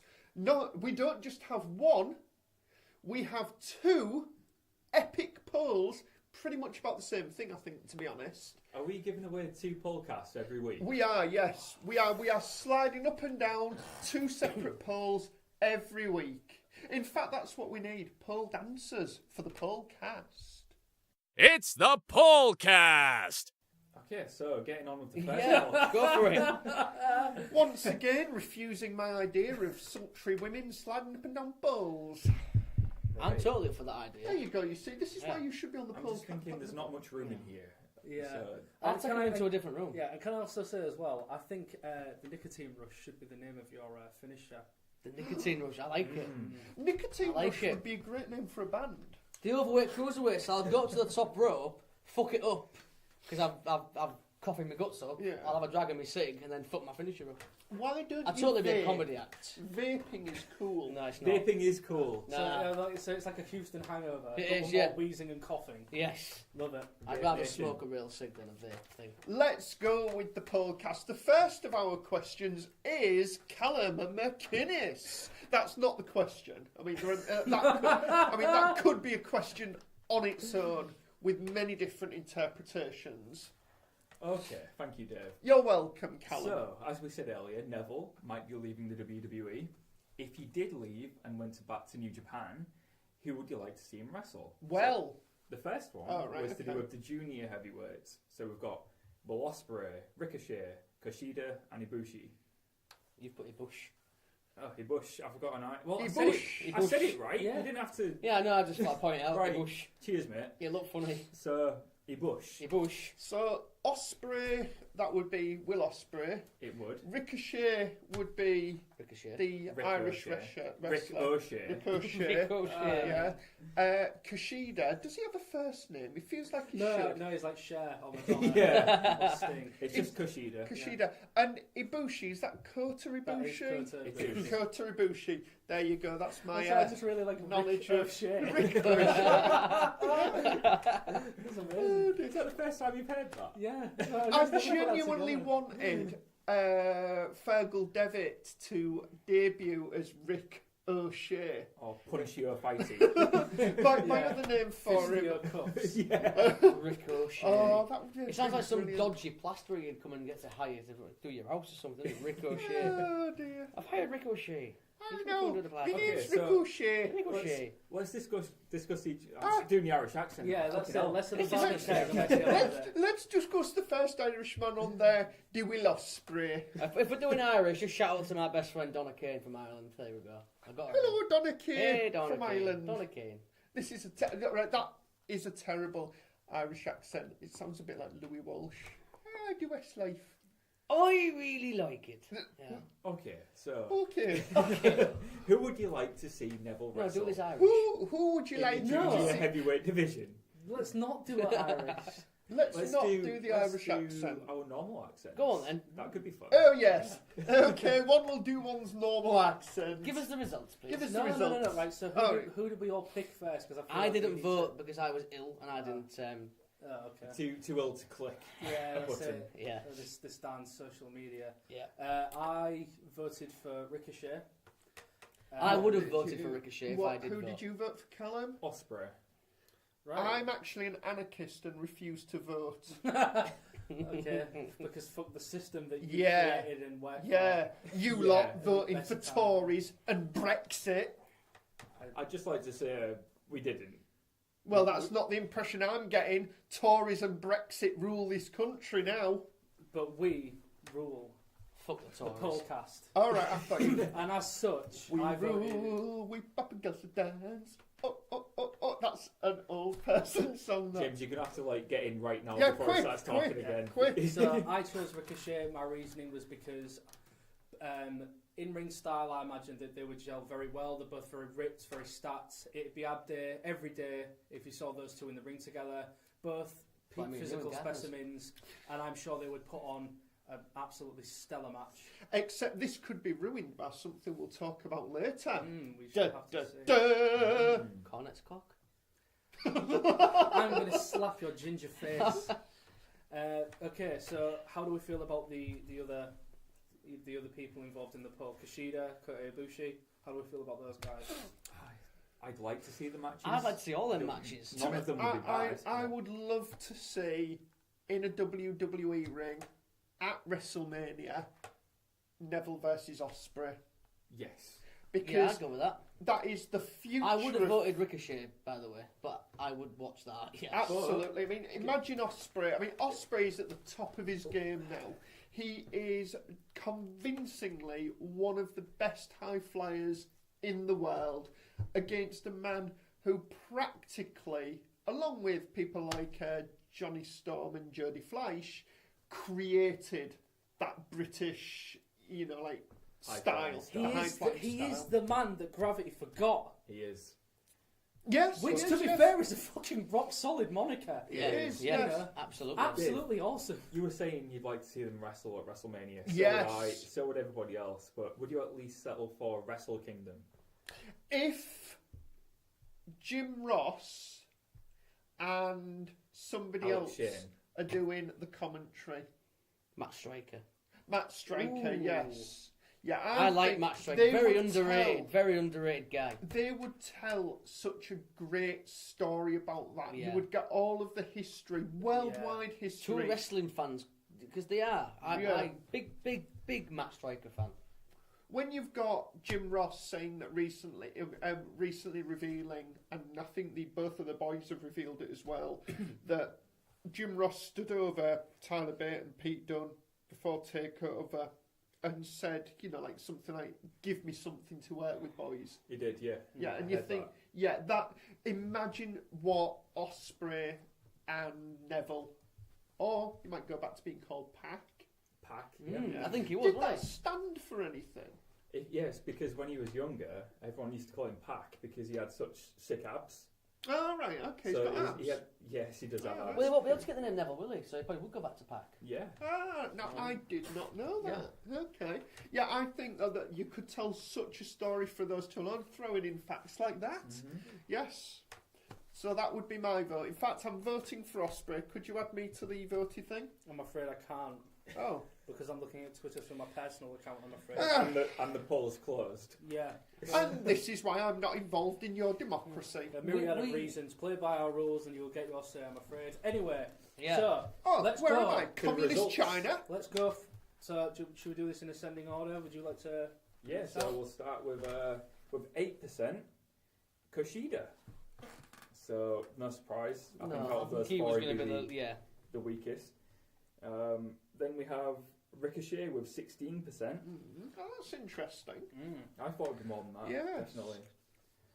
We've got Ibushi with 25%. 28%. 28. I must have heard wrong. Look on the I whiteboard. I can't see the whiteboard. It's right I there. can't fucking see it. I don't have glasses. Well, I'm sorry. When you dropped your glasses and a car run over them, 16. why didn't you buy some more? I don't have the fucking money. You do now.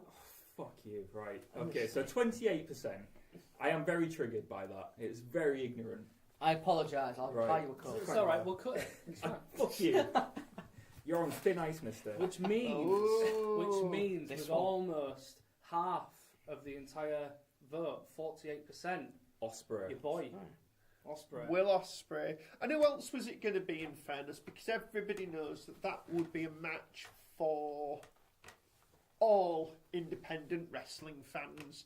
You can say what you like about Ospreay's storytelling. It has got a lot better over the past few years. Working in New Japan, he has become a phenomenally better, more convincing, harder hitting talent than he ever was before. And he was on an ascent before he went over to New Japan. You know what? Neville is at the top of his game. What sold me was, I know I mentioned it before on a different podcast, when me and Kate went to What Culture, WCPW, and it was War Machine versus the Swords of Essex. Oh. And what's his name? Not Will Ospreay. I can't remember his name now. Who his partner was? His tag partner. Yeah, I Dave, forget. you know.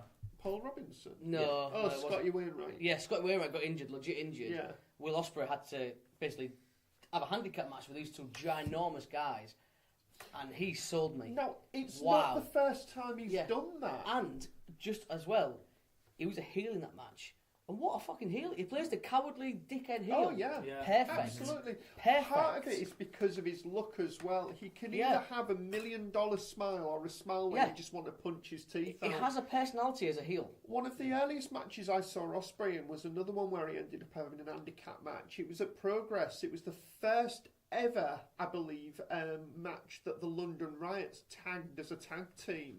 And for quite terrible reasons, Ospreay's tag team partner, Alex Ismail, ended up with, I believe it was a broken ankle, or I want to say a lower leg, something like that. And he was out of action quite early on in the match. Ospreay carried the rest of that match on his own shoulders. He was very young at the time. He did everything that was needed to be done to make that match work. Yeah, he did the same against War Machine. Phenomenal talent. I gained a whole new level of respect for that kid. Because I was never fully convinced at first. The problem with it is, quite often, and he is a victim of this himself, he does say, do it for the Giffy Jiff. Nailed it. Do it for the Jiff. Jiff. Where you see that, and we all know the famous gif of the Ricochet Ospreay thing, where it was just a sequence of fast moves. And if you look at just that, very much like looking at, if you had a look at the Last Jedi trailer from this week and just thought it was the Porg, you'd be outraged. You'd think, well, where's all of the other Star Wars characters, like Jean-Luc Picard and What's a Porg? A Porg is Geordie a thing. LaForge. And Geordie LaForge. I've never seen Star Wars. And the Starship You don't need Enterprise. to know, Jeremy. Okay. You would just think, oh, that's not very good. But when you see the whole story that he tells, you can only think that Ospreay versus Neville would be magic. Oh, yeah. And it's interesting as well that you bring up these handicap matches, because typically when we think about handicap matches and how you would approach them, it's usually the odds are in the favour of the heels, and it's the underdog face trying to overcome the numbers game. So the fact that he was working as a heel in the What culture? in the What Culture one. Yeah. Sorry, I don't know whether or not he was working as a heel. Face. Oh, he was working as a face, and also as well, he's showing that he can work both sides. It's very diverse. Yeah. So you've got to think maybe in ring with his psychology, as you've said, he's developed and he's being able to refine these rough edges. You know, It was when as a people maybe heel. think of him, consider him a spot monkey with everything that he's done with Ricochet and some of these other. It was literally like, I can just let myself go here, be a cowardly, cocky little heel. Yeah. And he did it to perfection. Yeah. He had a personality, and I thought, this kid's fucking great. Yeah. I would love to see him work as a heel. He just gets it, I think. Well, that's it. He's in a very fortunate position He at is. the moment. He's a hot commodity. Absolutely. He's certainly making waves. So he's. Well, did you read a few days ago? I read some Paul Heyman said Will Ospreay is the best pound for pound wrestler on the planet at the minute. Wow. That is a huge endorsement. That's from Paul Heyman. That is a huge endorsement. That is. I forget what I read it on, but it was a few days ago. I read it somewhere. So moving on, I guess. Heavyweights. See the heavyweights. The heavyweights. So, once again, if Neville were to whip over to New Japan when his no-compete clause ends, which of these heavyweights would we like to see him face? Callum McInnes. He's not one of the heavyweights. Would you class him as a heavyweight? But imagine that Junior match. heavyweight. Callum McInnes versus Neville. All 30 seconds of it.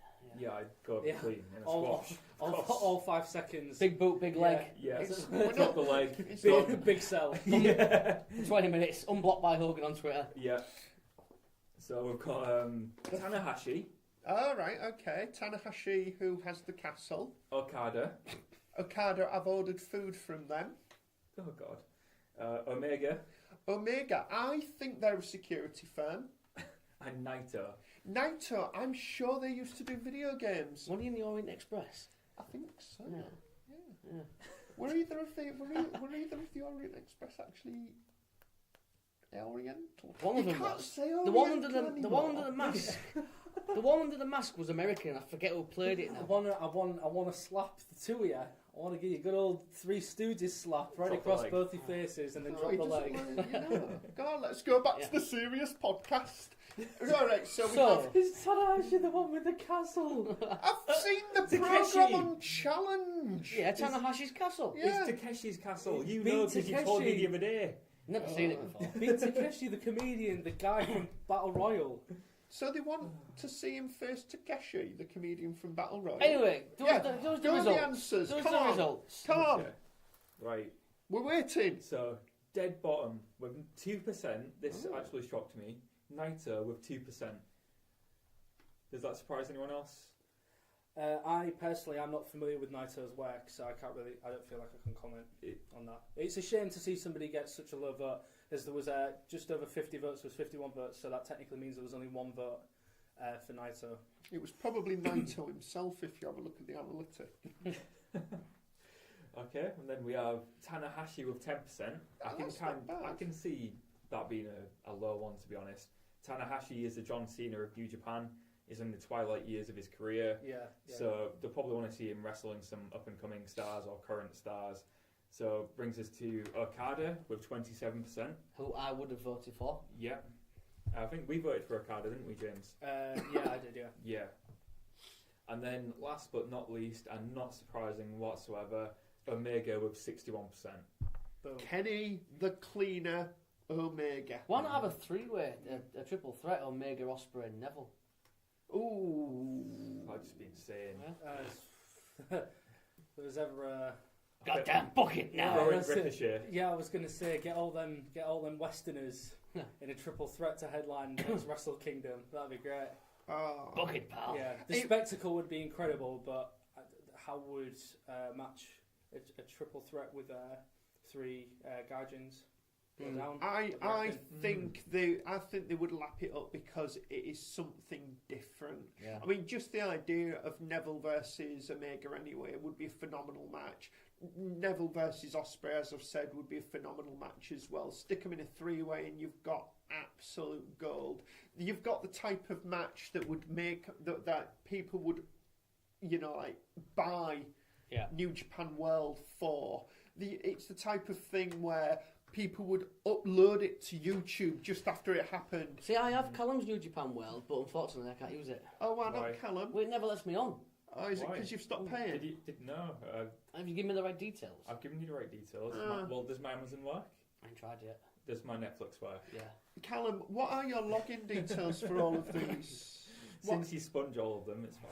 What are your login details for all of these? It's Well, you signed up for the Global Force Wrestling thing. Right, anyway, So yes. Omega got 61%, yeah? yeah. Absolutely phenomenal. Thanks for voting, guys. We will have another 2 pollcasts We really up. spoil these listeners now. Don't 3? we? Oh no, we're going to 3. We should have No. 3. 4. Some people said that Raw was stupid going to 3 hours. Let's just stick with the 2. Are we stupid for doing No, 3 you've podcasts? got to keep it strong at 2. 2. 2. Keep it We'll- strong want to it 2. more. Yeah. We don't have any in mind at the moment, so feel free to tweet us at One full pod.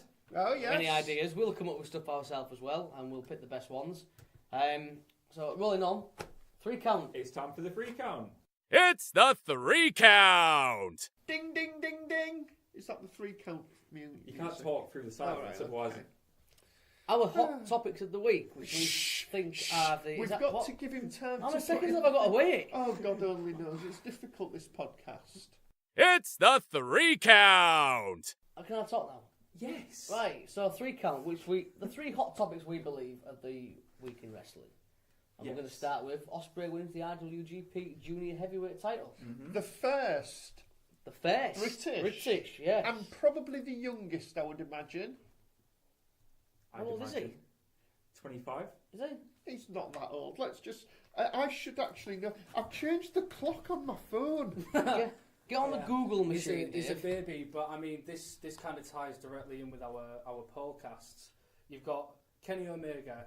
He's a proven commodity over in Japan. Now we've got Ospreay, really digging his claws in. Yeah. They're giving him the gold. He's making waves over there, as well as globally. You've got 2 Gaijins that are really proving that they can sell. They're worth their weight. Imagine throwing Neville into the mix.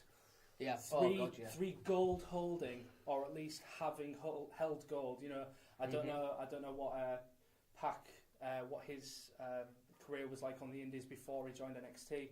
I don't know whether he's done some tours around Japan. So, 3 proven gaijins over in Japan, that certainly could be a bout worth seeing. For sure. It's unheard of to have so many gaijins hold gold and be at the top level in New Japan. Yeah. Of course, you've always had like your Brock Lesnar, your Kurt Angle at the top, your Omega, but you never have this many at once. Yeah. It seems to be It's a testament to the world of wrestling outside of WWE. Yeah, and I think it's a testament to the professionalism of Japan and the work ethic of people like Omega, people like Ospreay, people like the other members of the Bullet Club that can hold titles, they can be engaging, they can transcend that language barrier and tell these in-ring stories with very simple, usually broken Japanese, very, very simple language. But their in-ring work really shines through, and I think ultimately that's what the Japanese audiences certainly respect and appreciate. Hence, the reason why you don't get very much chanting, and it's all very much very respectful. big rounds of applause during the very big hot respectful spots. And I think that's as you say, it's a testament. Years ago we saw the likes of Kurt Angle, we saw the likes of Brock Lesnar, these big powerhouses, these guys that can take it to the mat, they can be these technical, really American Greco-Roman style of amateur wrestling. But now we're in the world of strong style, adapting to the Japanese style. Awesome. Ospreay showing that he can be a hot commodity anywhere. And he is only, as we all know, 24. 24? 24. I mean, the beauty of him in Japan is he stands at 6'1" and he's blonde, which makes him stand out anywhere in the Japanese crowds. He's 6'1". Shoot 6'1". He's legitimately 6'1". A real one, not a Dave 6'1". Wow. Yeah, because you're 6'2". I am a man mountain. But So does that mean he's... you've got 6'5" then, I'm Callum? 6'5", Dave yeah. 6'2". Can we stop talking about Callum? Of course.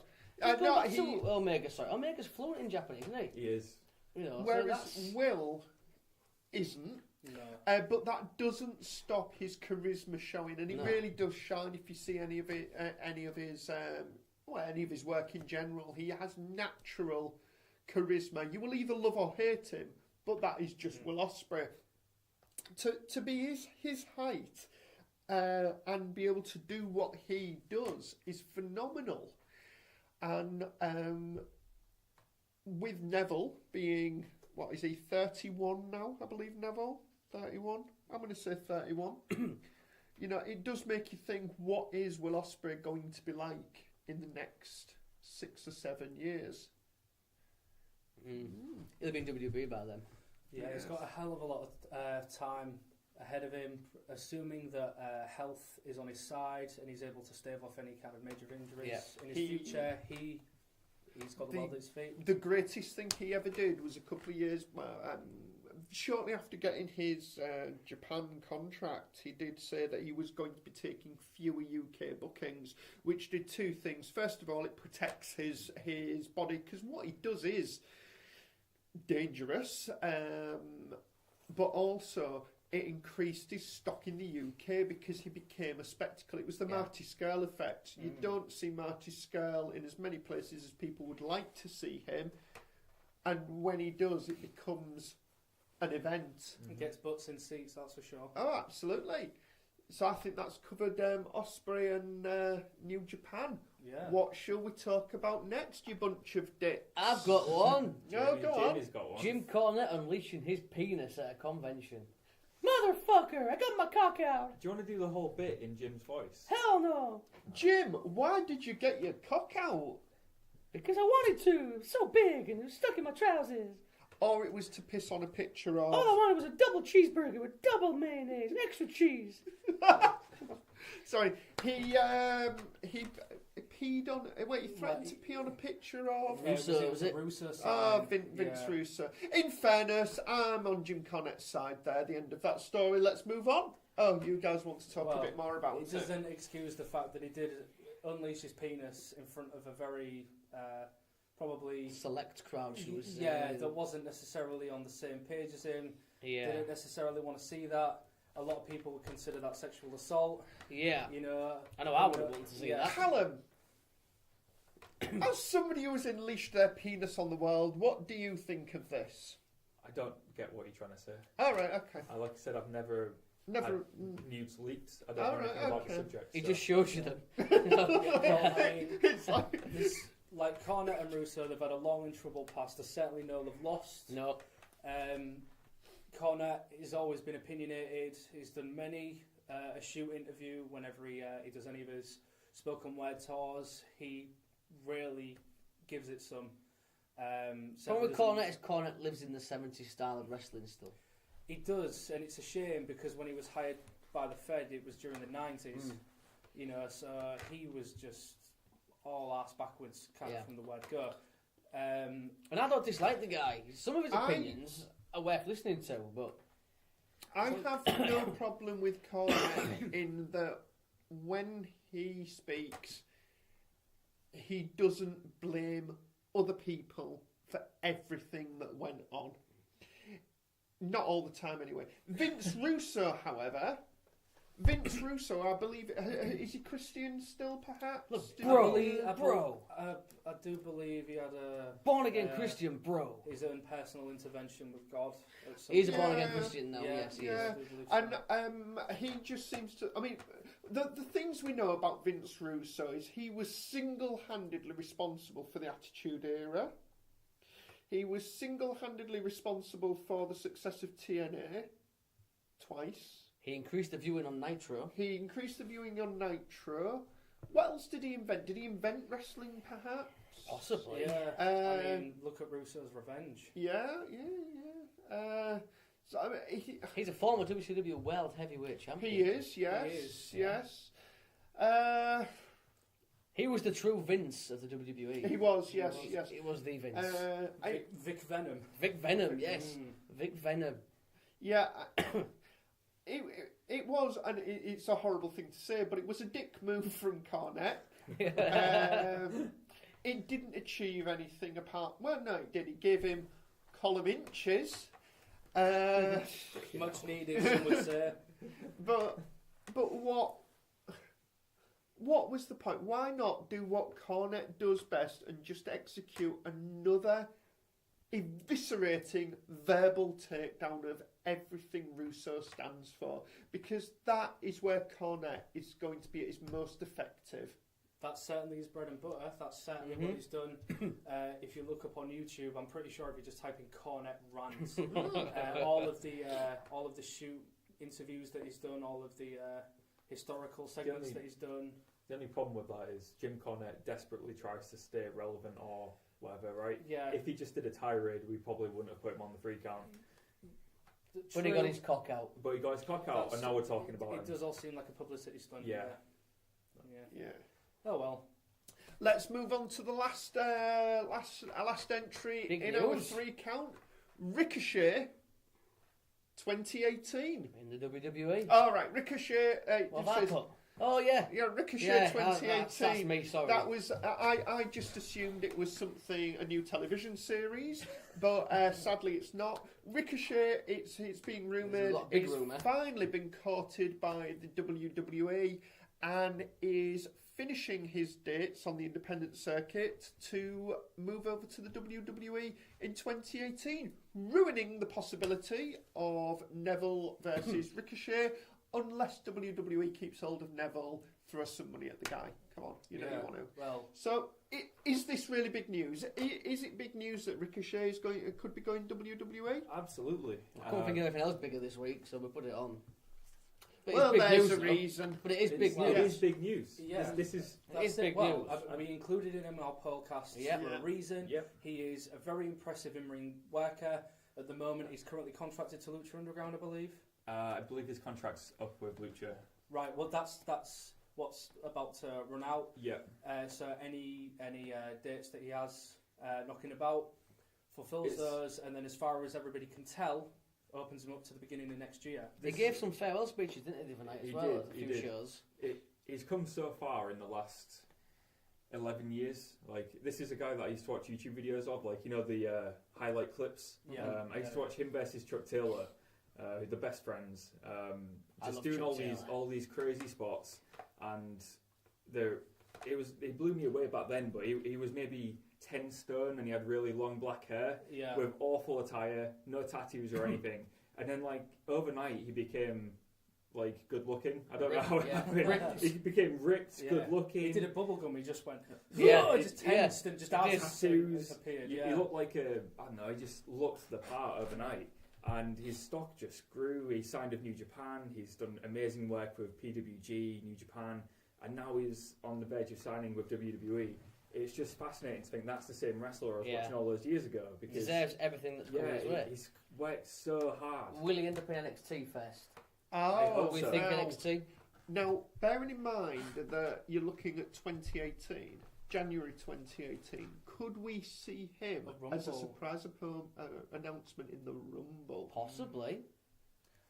It's the worst match for him to be in, obviously, because you go to the top rope. Yeah. But imagine that venue. I don't know where it is next year. Philadelphia. Is he from Philadelphia? Damn. Imagine that reaction. That's going to be a hot crowd. Ricochet comes out to some new CFO. It will be one of a hell of a hot crowd in Philly. That's true, but look at the reaction that AJ Styles got. Oh! It was awesome to people who knew who he was. And he worked in TNA pretty much the entirety of his career until the few years preceding his entrance to the Fed, where obviously he was a very important and integral part of the Bullet Club and New Japan. He had spent years on TV in America. If you didn't like the Fed, you were able to know who AJ Styles was because of his work in the X Division, his work with Joe, his work with Kurt Angle, his work with Abyss, with Christian Cage. He was working alongside people who a lot of people may have moved from the Fed. Oh, what's Kurt Angle doing nowadays? Oh, he's in TNA. Oh, where's Christian nowadays? Oh, he's in TNA. Booker T is in TNA. All of these old kind of stalwarts that people were used to, where are they going? Oh, look, they're giving these young talents the rub. Samoa Joe, AJ Styles, Austin Aries, Xavier Woods, who was Consequences Creed, R-Truth. All of these old people were a part of American TV, so the exposure, the off chance of a spill from people being able to understand who AJ Styles is, with him being an American himself, he got a well-deserved pop. Yeah. Ricochet, not maybe necessarily the best. I think he'd be best off debuting in NXT. I do, yeah. That's it. More people are going to know him in NXT. Yeah, and that's not to do any discredit to Ricochet. No. I just don't think that the platform would be right for him to walk through. For the indie darlings, for all of the people that understand his work, which doesn't make up the majority of the audience. And this actually leads to something that we briefly discussed previously, to do with the Young Bucks. The Young Bucks in WWE, the idea that I think one of us had mentioned, they get massive merch sales, imagine that in WWE. It doesn't necessarily follow through for the exact same reason. Yeah. Just because you know who the Young Bucks are doesn't mean that you're a WWE fan, and vice versa. Yeah. It's the same of absolutely any form of media. And in fairness, it could be that Ricochet does land in 2018 in WWE, and they completely mess it up. Oh, there's every chance they will. They might look at him, they might hear the name. There's every chance Vince is there looking at the name Ricochet at the moment going, an Irish fella. Let's call him Ricochet. Let's put him with Fergal Devitt. And, what's his name? Finn Balor and Sheamus. What's Finlay doing about now? Where's Finlay? The Fighting Irish. Someone give Hornswoggle a call. Yeah, that's entirely possible that's what they could do with him. Hopefully they won't, and putting him in NXT would be a great thing because he would then be under Triple H, who seems to have his finger more on the pulse of what can be cool than Triple H does. Triple H does. Like I was saying, Triple H, at heart, he's a wrestling fan. Oh, Like absolutely. the rest of us, he's a But wrestling fan. One of the problems with it, and it's something that they do touch upon in the brilliant NXT book, is that the hardest thing about NXT is that guys can just get called up. So you could have a fantastic story planned out for the next 6 months of how your new indie darling is going to do all of these great things, and then all of a sudden Vince will give you a phone call and say, Trips, because that's what he calls him.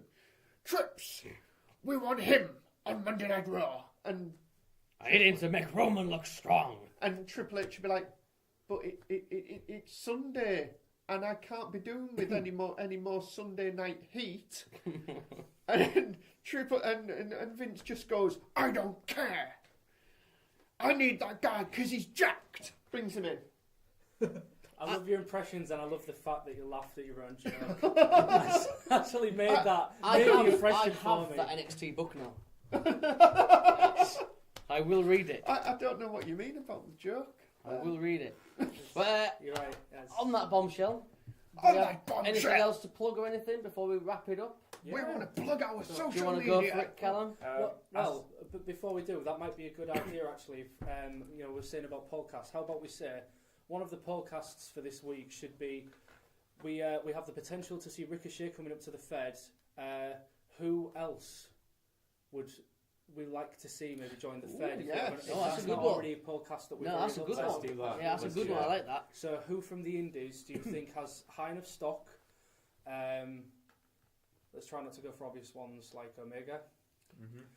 Who do you think has the potential to make an impact in a positive way, who deserves the push and be seen on a global stage from the Indies up to the Fed? If we're doing a related podcast like we've done this week and the week before, should we do one for who on the Indies currently would get a big pop as a surprise entrant in the Rumble? Ooh, maybe. Yeah. I would like to see one in the future of who we'd like to see go from the WWE to the independent circuit. That's a good Okay, one. so there's three. Let's go Cena. Then we've got both sides. Yes. Love it. Let's do Okay. that. Let's look at both sides now. Swirls and curls of angel hair. What is he on about? I don't know. It's a song. It's a brilliant song. How can you lot not know both sides now? Heathens. Dave was born in the 60s, just I was for our not listeners. born in the 60s. He was born in the 70s though. By the time this Yeah, he was born in the 70s. by the time this podcast goes out, which will be on Tomorrow, which is Saturday. Saturday. Just to let you all know, and as a way of introducing my social media, you can wish me at a cult variable. I think that's my Twitter handle. Happy birthday for Monday. I was dynamic thinking. Yes, it is. You've already plugged your social You media. plugged it at the today. start of the show. James is walking away. He just can't believe it. A cult variable would actually be my Xbox and PSN names. So your Dave on Twitter PSN. name. My Twitter name is Dynamic Thinking, and if we do have any listeners, you can prove you're a listener and have got to this stage of the show by tweeting me happy birthday for Monday. If we get no tweets, we know that nobody's listening and we hate you all, and we'll hunt you down and murder you in your sleep. How old would you be, Dave? I will be an age of... Oh no, the memory card's full. Oh, well... Oh no, we've still got a few minutes. Anyway, 42. James, What before we, you walk out the I will door... not be fucking 42! Before you walk out the door, James, and discuss, Yeah. where can we find you? You can find me at Roman Oyster on Twitter and Instagram. You can follow me. Why are you doing this? Because he's walking out I'm the walking door. out the door. Oh, Yeah, so I'm in the doorway. Alright, You okay. can follow my gaming YouTube, Gamers Assemble, and you can follow us on Twitter again, Gamers Assemble. What's your band called? You can follow my band, Davidium. Check us out on YouTube. You might like it. Sorry if you don't. Check us out on Spotify, Davidium. Buy his merch. That's it. And Cool t-shirts. Cool t-shirts. how about you? What's your... I'm the shizzle? OWCW on Twitter and the Overweight Cruiserweight on Instagram. And I'm Palace of Wisdom on Twitter and Sexy Ass Lottery on Instagram. Why Sexy Ass Lottery? It's a Seth Rollins joke. You either get it or you don't. Okay? Oh, right, okay. It's like Titty Master. Yeah, exactly. Titty master. Don't plug the One Fall shit. That's what I'm just about to Oh, do. I'll do this. You can email us at onefallpod@gmail.com. You can find us on Twitter at onefallpod. You can find us on Instagram at onefallpod. You can find us on Facebook, probably onefallpod as well. Who can say? I wouldn't know. You can now visit our fantastic new website with our very first article by the hopefully returning next week, Kurt Johansson. Maybe not after he listens to this podcast. He will. He'll be back. He wants to put the record straight. He could be our first interview guest. That's a brilliant idea. Our website is onefallpod.com. Onefallpodcast.co.uk. Onefallpodcast.co.uk. Sorry, Jamie only just learned that we had one. And what? Oh. A website? Oh, no, yeah. Fancy that. I mean, it's not like we've discussed it in the group chat. What I've discovered about this is our social media guru, Callum McInnes. Kurt Johansson just isn't up to the job. Actually, the reason why Kurt's taken over social media is because Callum just isn't up to the job. Okay, right, well, I'll stop doing it then. No, keep doing it. Sorry, It's the only way you'll get better. It's okay, Dave. I thought we was ending the show. We are. We're wrapping it up. All right, okay, we're going to wrap up the show. We will see you next week on the 10th episode of One Fall Podcast. And we will be celebrating in the most fantastic, lavish way possible. Thanks for listening. Thanks for listening. Peace. See you later.